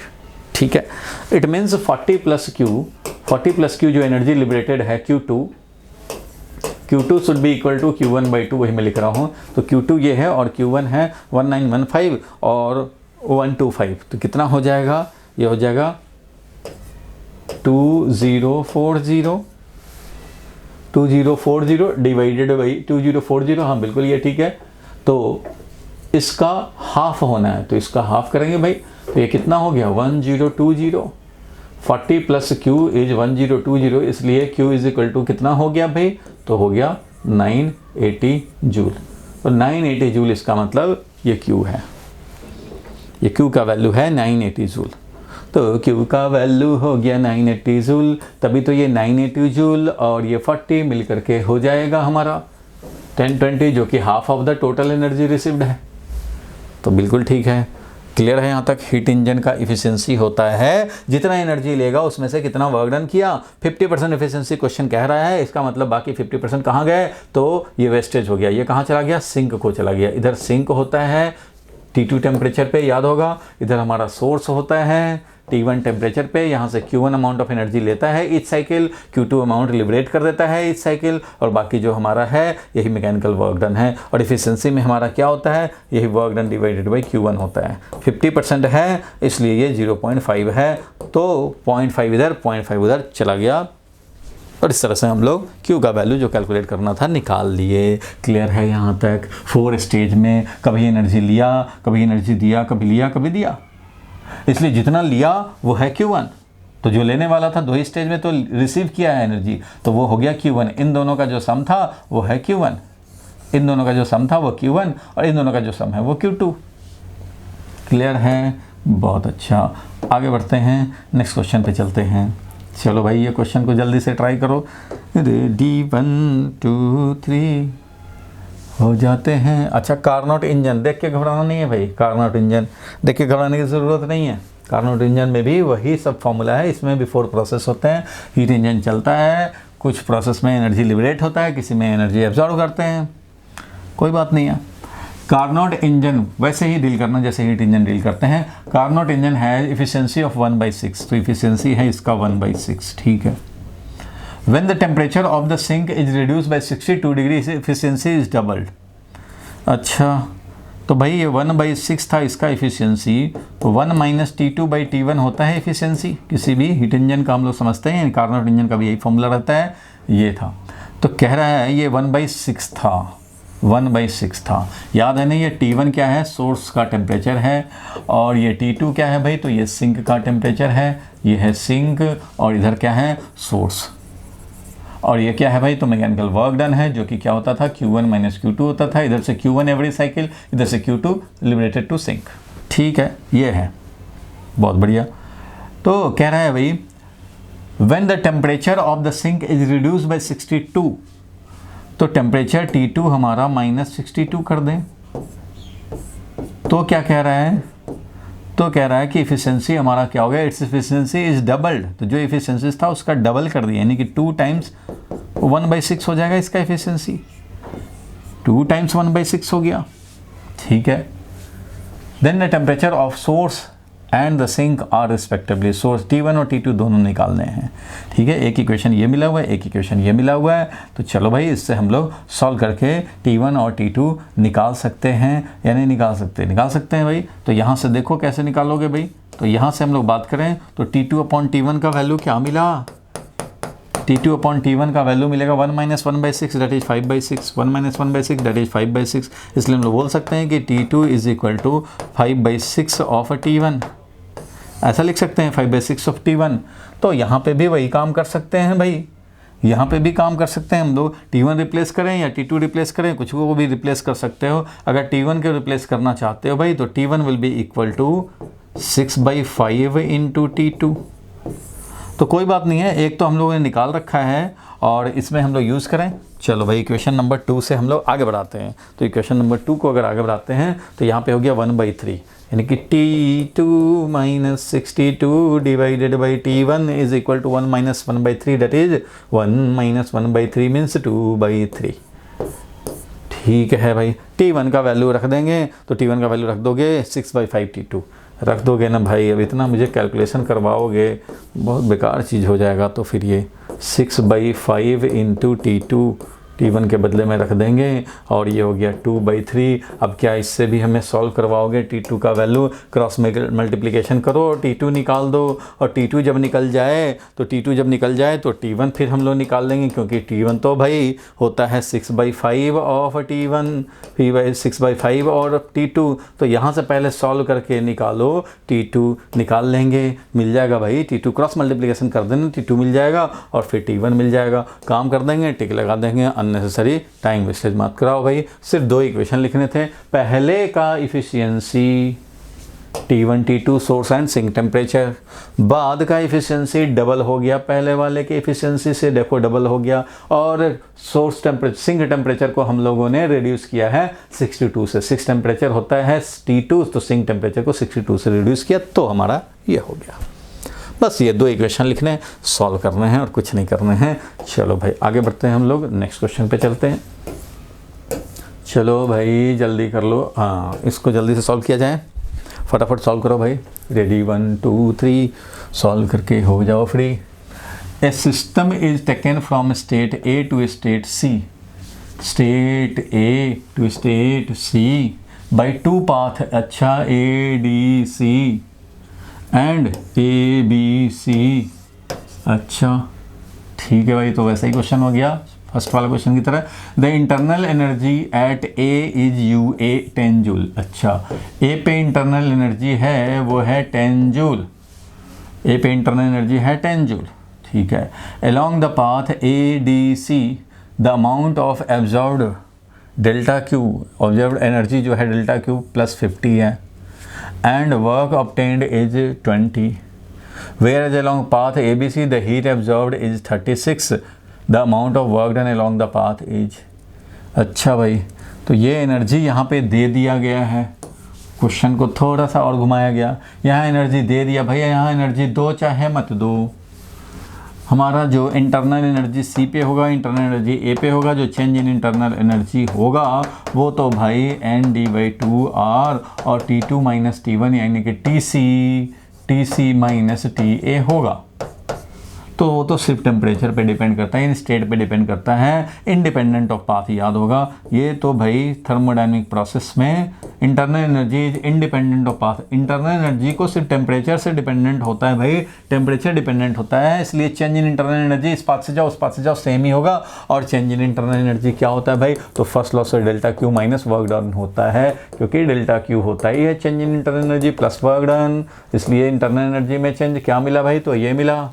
और फर्स्ट वाला प्रोसेस इधर वाले प्रोसेस से जा रहे हैं, तो क्वेश्चन कह रहा है कि एनर्जी एब्जॉर्ब किया ये 50, अच्छा, और इधर वाले से वर्क डन कितना किया 20, बहुत अच्छे। तो ये फर्स्ट पाथ से जाएंगे तो ये वाला पाएंगे। सेकंड पाथ से जब जा रहे हैं तो क्या कह रहा है? Along path ABC heat absorbed is 36, इस वाले प्रोसेस से हीट एब्जॉर्ब्ड इज 36 कह रहा है भाई, ठीक है भाई 36 कर लिया। और वर्क डन हमारा 36, then the amount of work, तो अमाउंट ऑफ वर्क डन मान लो ये है, तो ये वाला this should be equal to this, ये दोनों भाई इक्वल होना चाहिए। इधर से इंटरनल एनर्जी निकालो या इधर से इंटरनल एनर्जी निकालो, क्योंकि काम तो यही करने हैं। तो यहाँ पे 36 माइनस W था, तो 36 minus work done is equal to ये है 30, so work done is equal to कितना भाई? तो ये वर्क डन कितना हो जाएगा? तो 36, तो ये वर्क डन का वैल्यू 6 जूल हो जाएगा। वर्क डन का वैल्यू क्या हो जाएगा? 6 जूल हो जाएगा। तो भाई 36 में से 6 ही तो सब्ट्रैक्ट करोगे तभी तो ये 30 होगा, इधर भी 30 होगा, बिल्कुल। तो ये 6 जूल हो जाएगा, 6 जूल हो जाएगा। क्लियर है यहाँ तक? कोई परेशानी नहीं। Change in internal energy path independent होता है। चलो आगे बढ़े हम लोग, नेक्स्ट पे चलें। इसको भी जल्दी से ट्राई कर लिया जाए। रेडी 1 2 3 सॉल्व करके हो जाओ फ्री। पॉज लगाओ और जल्दी से कर लो इसको। पॉज लगाना बहुत ज़रूरी है भाई, पॉज लगाना बहुत ज़रूरी है। कर लिए solve. An ideal gas goes from state A to state B via 3 different process. अच्छा, स्टेट ए से स्टेट बी में जा रहे हैं, 3 प्रोसेस हैं ए से बी जाने का। ऐसे ये 1 नंबर, ये 2 नंबर और ये 3 नंबर पाथ 1 2 3 दिया हुआ है क्वेश्चन में as indicated. If Q1, Q2, Q3 indicate the heat absorbed by the gas along the 3 process and delta U1, delta U2, delta U3 indicate the change in internal energy along the 3 process respectively, then अच्छा इनमें delta Q1, delta Q2, delta U1, delta U2 and delta U3 change in internal energy है। तो ये तो तुम्हें पता है भाई कि ये सारे चेंज इन इंटरनल एनर्जी क्या होंगे, सेम होगा। और वो क्या हो जाएगा भाई, तो वो ND/2R change in internal energy क्या होगा, तो ND/2R और TB माइनस TA यही होगा हमारा क्या भाई, तो चेंज इन इंटरनल एनर्जी। तो भाई चेंज इन इंटरनल एनर्जी तो हर प्रोसेस के लिए सेम ही होगा, क्योंकि स्टेट A से B ही जा रहा है हर प्रोसेस में, इसलिए ये तीनों तो सेम होंगे, बिल्कुल सेम होंगे भाई। ठीक है यहाँ तक। और पूछा जा रहा है Q के बारे में क्या ख्याल है भाई, Q के बारे में क्या ख्याल है ये देखा जाए। तो ये तो कंक्लूजन क्लियर है भाई, change in internal energy path independent होता है, पाथ इंडिपेंडेंट, इसलिए ये सब वही रहने हैं भाई, डेल्टा U3। ठीक है भाई, सबका change in internal energy same है। अब जरा फर्स्ट लॉ को रिकॉल करें हम लोग, क्योंकि यहाँ पे Q का रिलेशन निकालना है। तो फर्स्ट लॉ क्या कहता है भाई, delta Q is equal to change in internal energy plus work done. Change in internal energy तो तीनों प्रोसेस के लिए भाई सेम है। अब डेल्टा Q फर्स्ट वाले प्रोसेस के लिए Q1 बोलोगे भाई, तो Q1 डेल्टा U और प्लस W1। Q2 के लिए क्या बोलेंगे भाई, तो Q2 के लिए भी वही डेल्टा U, ये तो भाई सेम ही रहने हैं, और प्लस ये वर्क डन W2, इसका अलग वर्क डन है। उसी तरह से Q3 निकालेंगे तो Q3 के लिए वही डेल्टा U, बट यहाँ वर्क डन W3। तो ये तो भाई सबके लिए सेम है।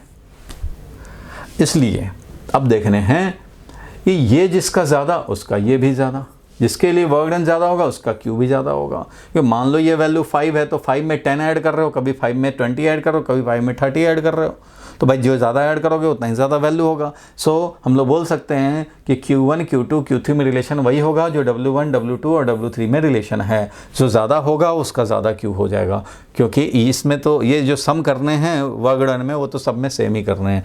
सो अगर तीनों प्रोसेस को ध्यान से देखो, ध्यान से देखो, चोर यहीं पे है, ध्यान से देखो, चोर यहीं पे है। A और B का जो वॉल्यूम है V1 से V2 जो एक्सपैंड हुआ है, तीनों में तो एक्सपेंशन ही हुआ है भाई, तीनों में एक्सपेंशन हुआ, तीनों में तो ऐसे ऐसे एरो है भाई। लेकिन आपको ध्यान देना है कि किस में वर्क डन ज़्यादा। तो फर्स्ट प्रोसेस में वर्क डन अगर देखेंगे तो ये पूरा का पूरा area enclose will be the work done, ज़्यादा एरिया इनक्लोज। सेकेंड वाले प्रोसेस में इतना ही एरिया है इनक्लोज, इसलिए कम है वर्क डन उसके रिस्पेक्ट में।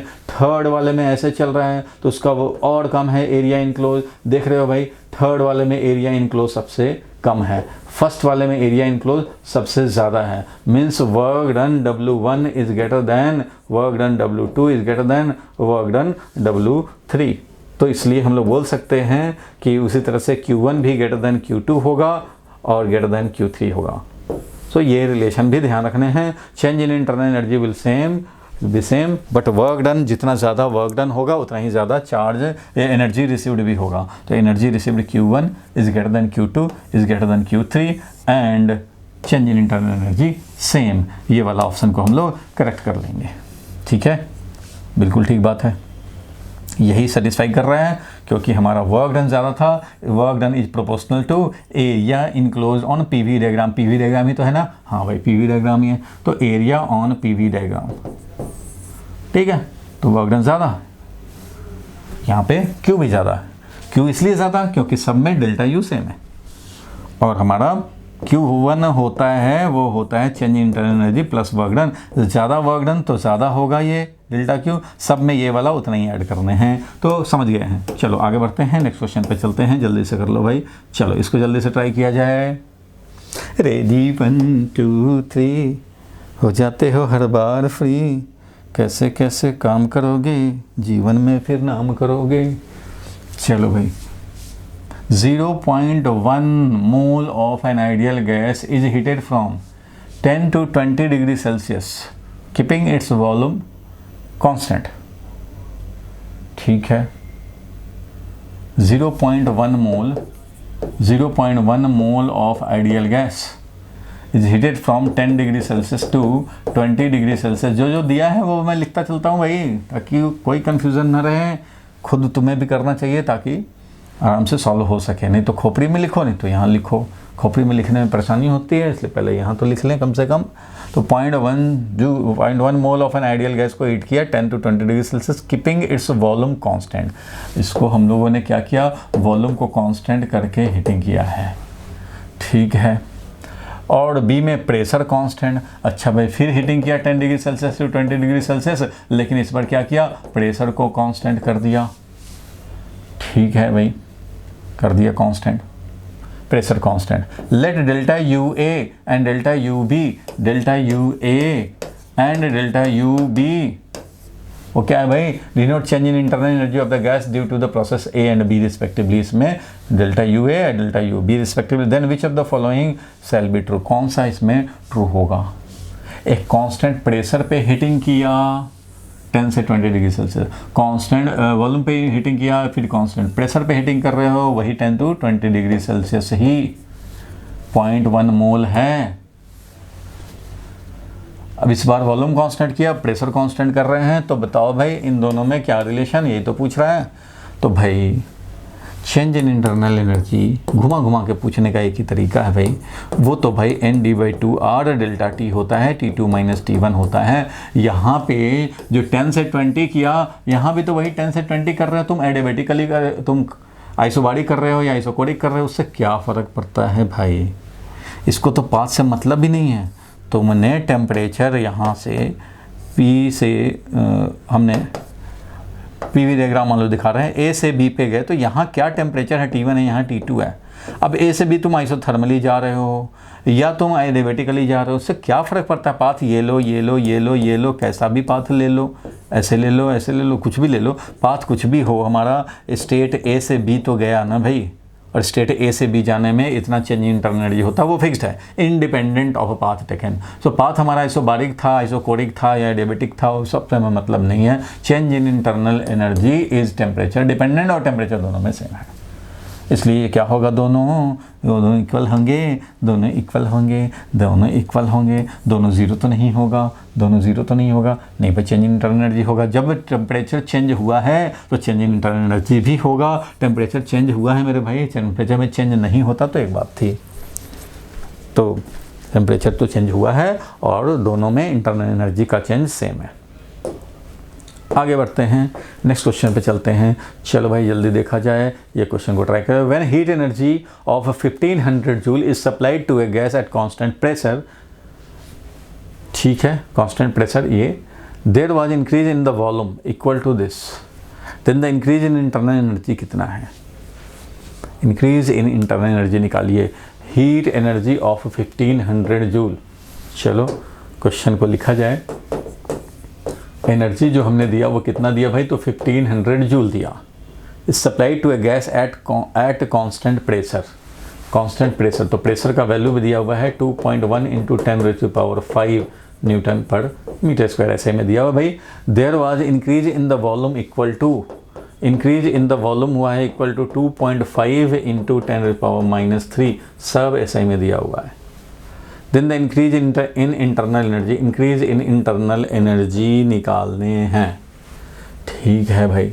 तो इंक्रीज इन इंटरनल एनर्जी निकालने हैं, प्रेशर दिया है, वॉल्यूम में चेंज दिया है और एनर्जी एक्सचेंज भी दिया है। तो प्रेशर और वॉल्यूम में चेंज दिया है, कांस्टेंट प्रेशर पे हीटिंग किए हो तो यहाँ से वर्क डन भी निकाल सकते हो, और वर्क डन दिया है, निकल गया यहाँ से, और ये डेल्टा क्यू निकला हुआ है तो ये भी मिल जाएगा। क्यों भाई, तो फर्स्ट लॉ यही कहता है भाई, चेंज इन इंटरनल एनर्जी और प्लस वर्क डन, ये तो होता है। तो चेंज इन इंटरनल एनर्जी जो होगा वो कितना एनर्जी इसने रिसीव किया और माइनस वर्क डन, ठीक है भाई। कितना एनर्जी रिसीव किया तो वो तो 1500 गिवन है जूल, और वर्क डन कितना है तो वो तो है P डेल्टा V, और P डेल्टा V का वैल्यू हम लोग कैलकुलेट कर सकते हैं। P का वैल्यू दिया हुआ है कितना, 2.1 × 10⁵, और डेल्टा V वॉल्यूम में चेंज ये भी दिया हुआ है भाई, वो कितना, तो 2.5 2.5 इंटू 10⁻⁻³ बस यही तो है, वैल्यू कैलकुलेट कर लेंगे तो मिल जाएगा हमें चेंज इन इंटरनल एनर्जी। कितना मिला भाई?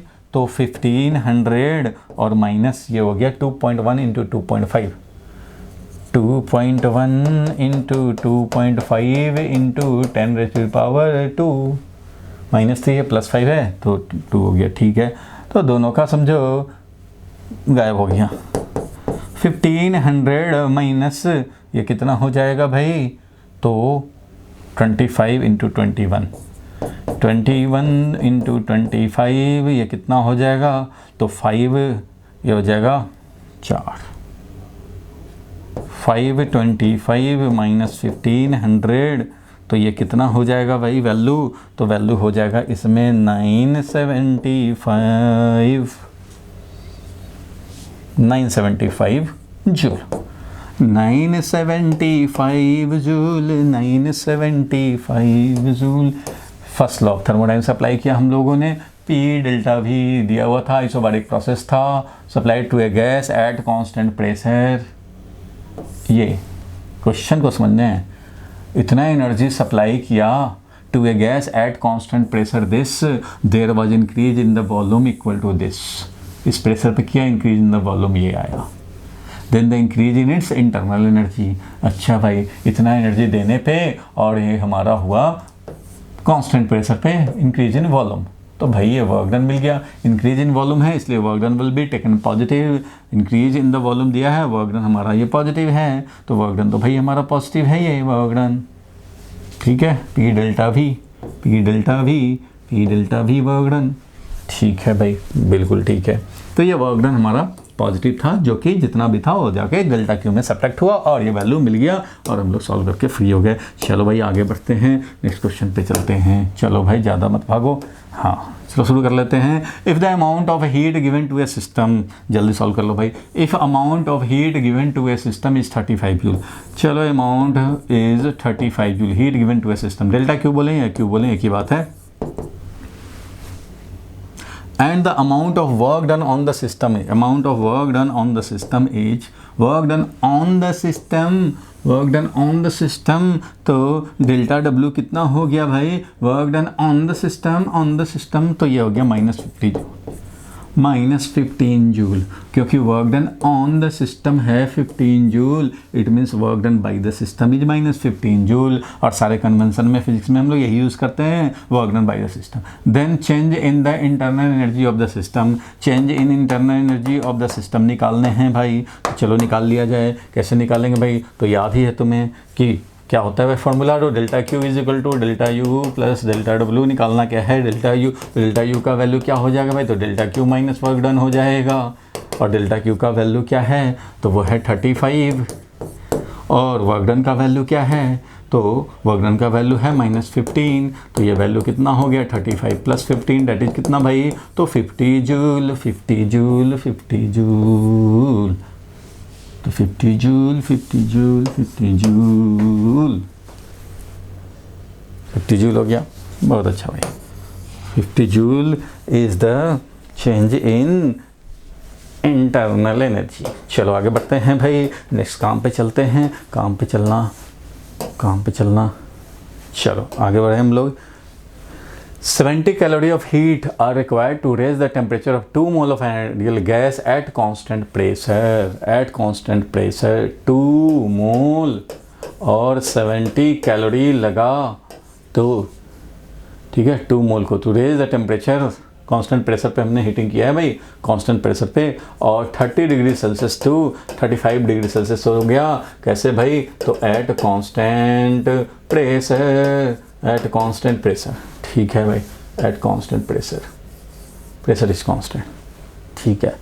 The amount of heat required to raise the temperature of same sample of gas through the same range at constant volume is. तो कांस्टेंट वॉल्यूम पे कितना करना पड़ेगा भाई? तो कांस्टेंट वॉल्यूम पे कितना करना पड़ेगा भाई? तो कांस्टेंट वॉल्यूम, कांस्टेंट प्रेशर पे 70 जूल लगा। ठीक है, तो कांस्टेंट प्रेशर, कांस्टेंट वॉल्यूम पे कितना लगेगा वो चाहिए। तो कांस्टेंट वॉल्यूम पे लग जाएगा, कांस्टेंट वॉल्यूम पे लग जाएगा कितना भाई, तो कितना एनर्जी लगेगा, तो वो लगेगा NCV delta T. Constant pressure पे लगा था वो कितना लगा था भाई, तो ये जो 70 जूल था वो क्या था, तो NCP डेल्टा टी था, क्योंकि टेम्परेचर में जो भी चेंज किए 70 जूल लगा वो तो कांस्टेंट प्रेशर पे किए। अब क्या करना है, कांस्टेंट वॉल्यूम पे करने हैं, तो अब ये हमें निकालने हैं। ठीक है भाई, ठीक है। तो NCP डेल्टा टी, तो ये मिल गया तुम्हें। देखो भाई 2 मोल भी है, ये भी दिया हुआ है, डेल्टा टी भी दिया हुआ है, तो यहाँ से हम लोग CP निकाल सकते हैं। ठीक है भाई, वहाँ से CP निकाल लो, CP निकाल के यहाँ पे वैल्यू डाल देंगे तो मिल जाएगा शायद। चलो यहाँ देखें 70 इज इक्वल टू N था 2, और CP का वैल्यू हमें नहीं पता है लेकिन निकल जाएगा। और डेल्टा टी तो भाई 5 डिग्री सेल्सियस है, 30 से 35 हुआ है तो 5 डिग्री सेल्सियस है चेंज इन टेम्परेचर, इसलिए CP का वैल्यू मिल गया 70 divided by 10 that is 7 joule. और ये पर मोल पर केल्विन तो होता ही है भाई, ये तो खैर यूनिट है जो है। ठीक है, कैलोरी, ठीक है 7 आया है वैल्यू। तो ये R का वैल्यू अगर हम लोग बात करें किसमें भाई, तो कैलोरी वाला यूनिट में अगर हम लोग बात करें तो उसका वैल्यू होता है 2, तो हमारा CV का वैल्यू आ जाएगा 5 कैलोरी पर मोल पर केल्विन। तो ये वैल्यू आ जाएगा 5, और 5 आ जाएगा तो हम लोग निकाल सकते हैं। तो R का वैल्यू भाई SI वाले में, जैसे SI में होता है 8.3 और CGS वाले में होता है, ये कैलोरी वाले में, CGS नहीं बोले, कैलोरी वाले यूनिट में होता है, क्योंकि देखो 4.18 जूल होता है 1 कैलोरी, इसलिए 8.3 अगर वैल्यू है तो उसका हम लोग कितना हो जाएगा, तो 2 कैलोरी हो जाएगा ये। ठीक है, ऑलमोस्ट 2 कैलोरी हो जाएगा R का वैल्यू। R का वैल्यू जो होता है हमारा 8.3 होता है, R का वैल्यू 8.3 होता है, और 4.18 जूल जो होता है 1 कैलोरी होता है, इसलिए R का वैल्यू 8.3 हो SI में, तो इसका मतलब कैलोरी वाले में, जूल वाले में ये है, तो कैलोरी वाले में 2 हो जाएगा वैल्यू, 4.1 से डिवाइड होकर के 2 है, इसलिए 5 है वैल्यू। तो अब जो हमारा एनर्जी एक्सचेंज चाहिए था सेकंड वाले केस में, तो वो NCV डेल्टा टी चाहिए, NCV डेल्टा टी चाहिए। N का वैल्यू 2 था, CV का वैल्यू 5 आया हुआ है, और डेल्टा टी का वैल्यू भी 5 है, तो इससे वैल्यू मिल जाएगा, कितना मिल जाएगा भाई 50। तो 50 कैलोरी लगेगा हमारा भाई किसमें, तो कांस्टेंट वॉल्यूम पे, कांस्टेंट वॉल्यूम पे ये होगा चाहिए। तो देखो भाई डायरेक्ट हम लोग शुरू करें।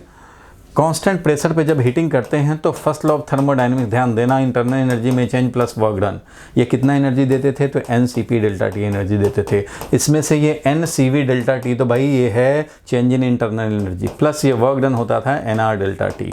याद है ना ये रिलेशन भाई, ये तो रिलेशन बिल्कुल याद है। ये कांस्टेंट प्रेशर पे एनर्जी दिया गया, ये है कांस्टेंट वॉल्यूम पर का एनर्जी दिया गया, ये है कांस्टेंट प्रेशर पर का energy given at constant pressure, ये है energy given at constant volume, और ये तो है वर्क डन भाई, ये तो वर्क डन है, ये तो होगा ही। तो अब जो देखो यहाँ CP है, तो CP हमारा होता है, अगर मान लो यहाँ पे हम लोग CP का वैल्यू लिखें तो D+2 डिवाइडेड बाई 2R होता है। रेशियो अगर देखें तो D+2 डिवाइडेड बाई 2R है, यहाँ पे N डेल्टा टी तो सब में है भाई, और यहाँ पे क्या है भाई, तो CV होता है D/2R, और ये है हमारा R, यानी कि 2 टाइम्स R/2, ऐसा भी लिख सकते हैं इसको। वर्क डन और इंटरनल एनर्जी में चेंज, यानी कि कांस्टेंट वॉल्यूम पे जो हीटिंग कर रहे हैं, और ये इन सब का रेशियो दिखाई दे रहे हैं, ये और ये है समझो। तो यहाँ पे देख रहे हो D+2 डिवाइडेड बाई 2R, जिसमें से D/2R यहाँ आ गया और 2/2R यहाँ आ गया। जो वैल्यू है, ये वाला वैल्यू क्या है भाई, CP वाला वैल्यू, रेशियो से सीधा बात कर रहे हैं। देखो ये क्या है, तो ये है भाई D/2R और प्लस 2/2R, यही तो है। तो ये देख रहे हो कि जो कांस्टेंट प्रेशर पे जो एनर्जी हमें देना पड़ता है उसका D/2R पार्ट चला जाता है इंटरनल एनर्जी में इंक्रीमेंट, दैट इज वो कांस्टेंट वॉल्यूम पे हीटिंग के इक्वल होता है, और बाकी तो ये वर्क डन में चला जाता है। इसलिए ये जितना भी है उसको हम लोगों को इसी रेशियो में डिवाइड करने हैं, इस रेशियो में डिवाइड कर रहे हैं। तो ये अगर 7 था या 70 था, तो ये 70 डायरेक्ट जाएगा 50 + 20 में, और 7 था अगर, तो 7 जाएगा 5:2 में, यानी 5 + 2 ये 7 बनेगा।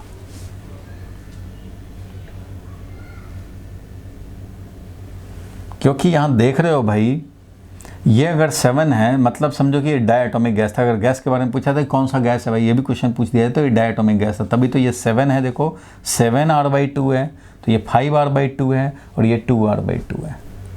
तो इसका मतलब डायटोमिक गैस की बात हो रही थी ये, तभी तो डायटोमिक गैस में हम लोग क्या करेंगे भाई, तो जब 7 होगा ये तो कॉरस्पॉन्डिंग 5 जाएगा इंटरनल एनर्जी में change, that is constant volume वाले पे, और बाकी r उधर चला गया।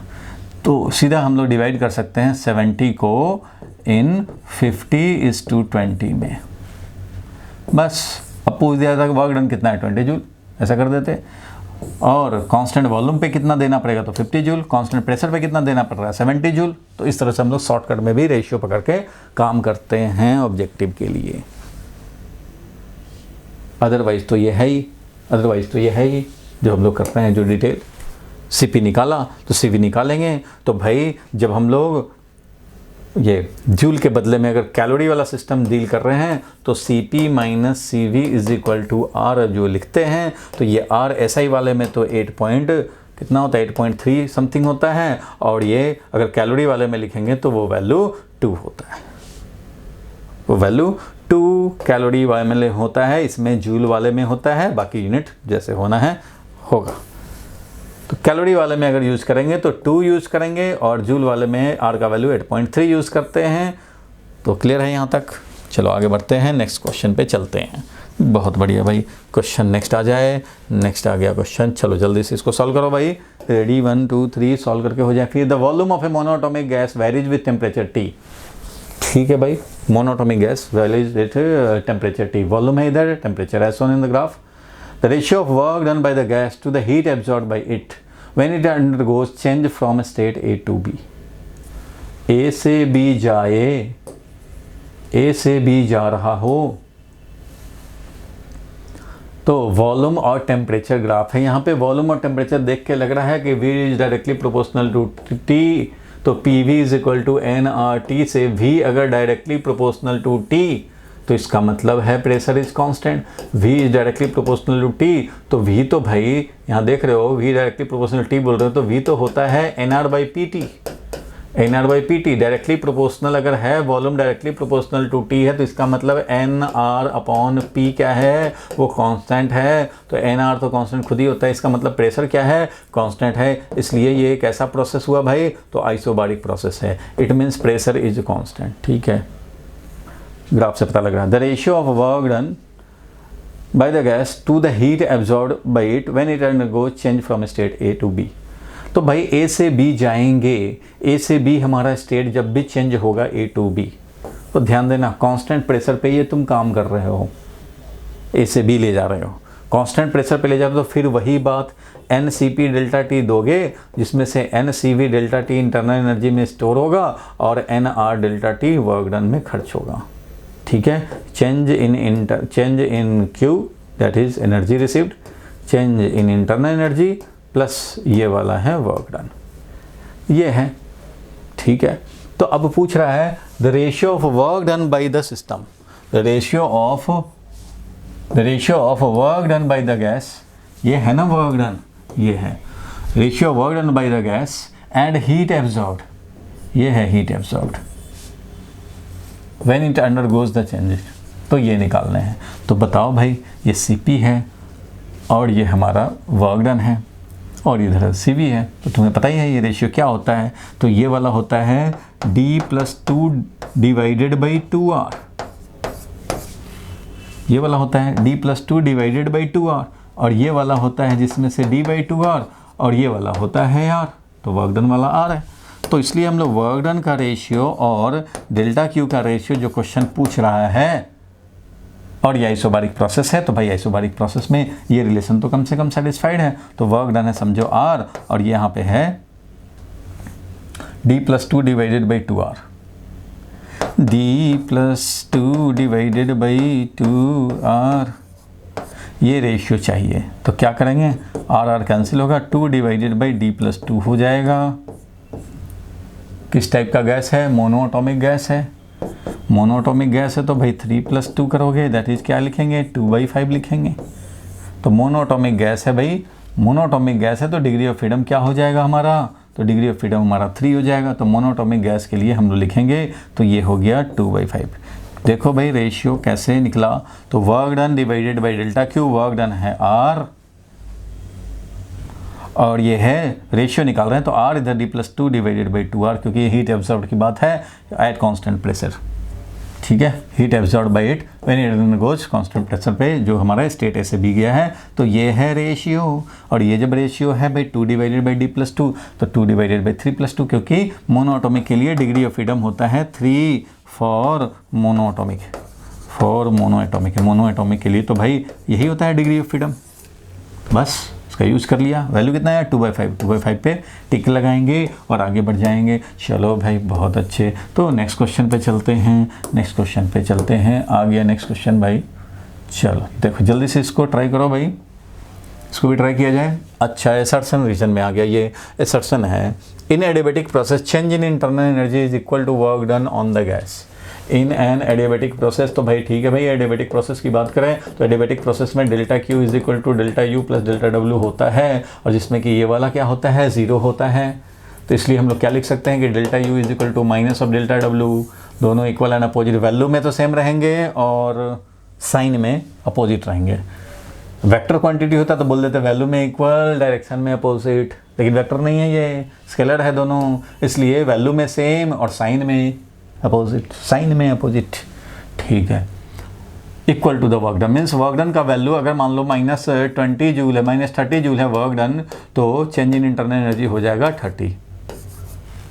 ठीक है, तो इस तरह से दोनों का वैल्यू जरूर सेम रहेगा। In adiabatic process the heat exchange with the surrounding, no heat exchange with the surrounding. तो ठीक है भाई, एनर्जी एक्सचेंज तो नहीं होता है, no heat exchange during the adiabatic process, ये तो होता ही है। In adiabatic process no heat exchange with surrounding, तो ये बात तो कहना ठीक है कि कोई हीट एक्सचेंज सराउंडिंग के साथ नहीं होता। क्लियर है यहाँ तक? तो कोई एनर्जी एक्सचेंज नहीं होता, तो ये भी ठीक बात है और ये करेक्ट है और ये वाला भी करेक्ट है। और क्योंकि फर्स्ट लॉ ऑफ थर्मोडायनामिक्स से जब डेल्टा क्यू ही जीरो है, तभी तो हम लोग डेल्टा क्यू जीरो है, नो एनर्जी एक्सचेंज हो रहा है, तभी तो हमारा ये वाला इक्वल एंड अपोजिट एक्सप्लेन कर पा रहे हैं। इसलिए both assertion and reason correct है, और रीजन जो है वो करेक्ट है इस एक्सप्लेनेशन, इस असर्शन का, क्योंकि ऐसा होता है, कोई एनर्जी एक्सचेंज नहीं होता, तभी तो फर्स्ट लॉ ऑफ थर्मोडायनामिक्स के अकॉर्डिंगली हम लोग फिर कंक्लूजन निकाल पाते हैं। So both are correct and the reason is correct explanation, both assertion and reason are true, and the reason is correct explanation of the assertion, इसलिए option number A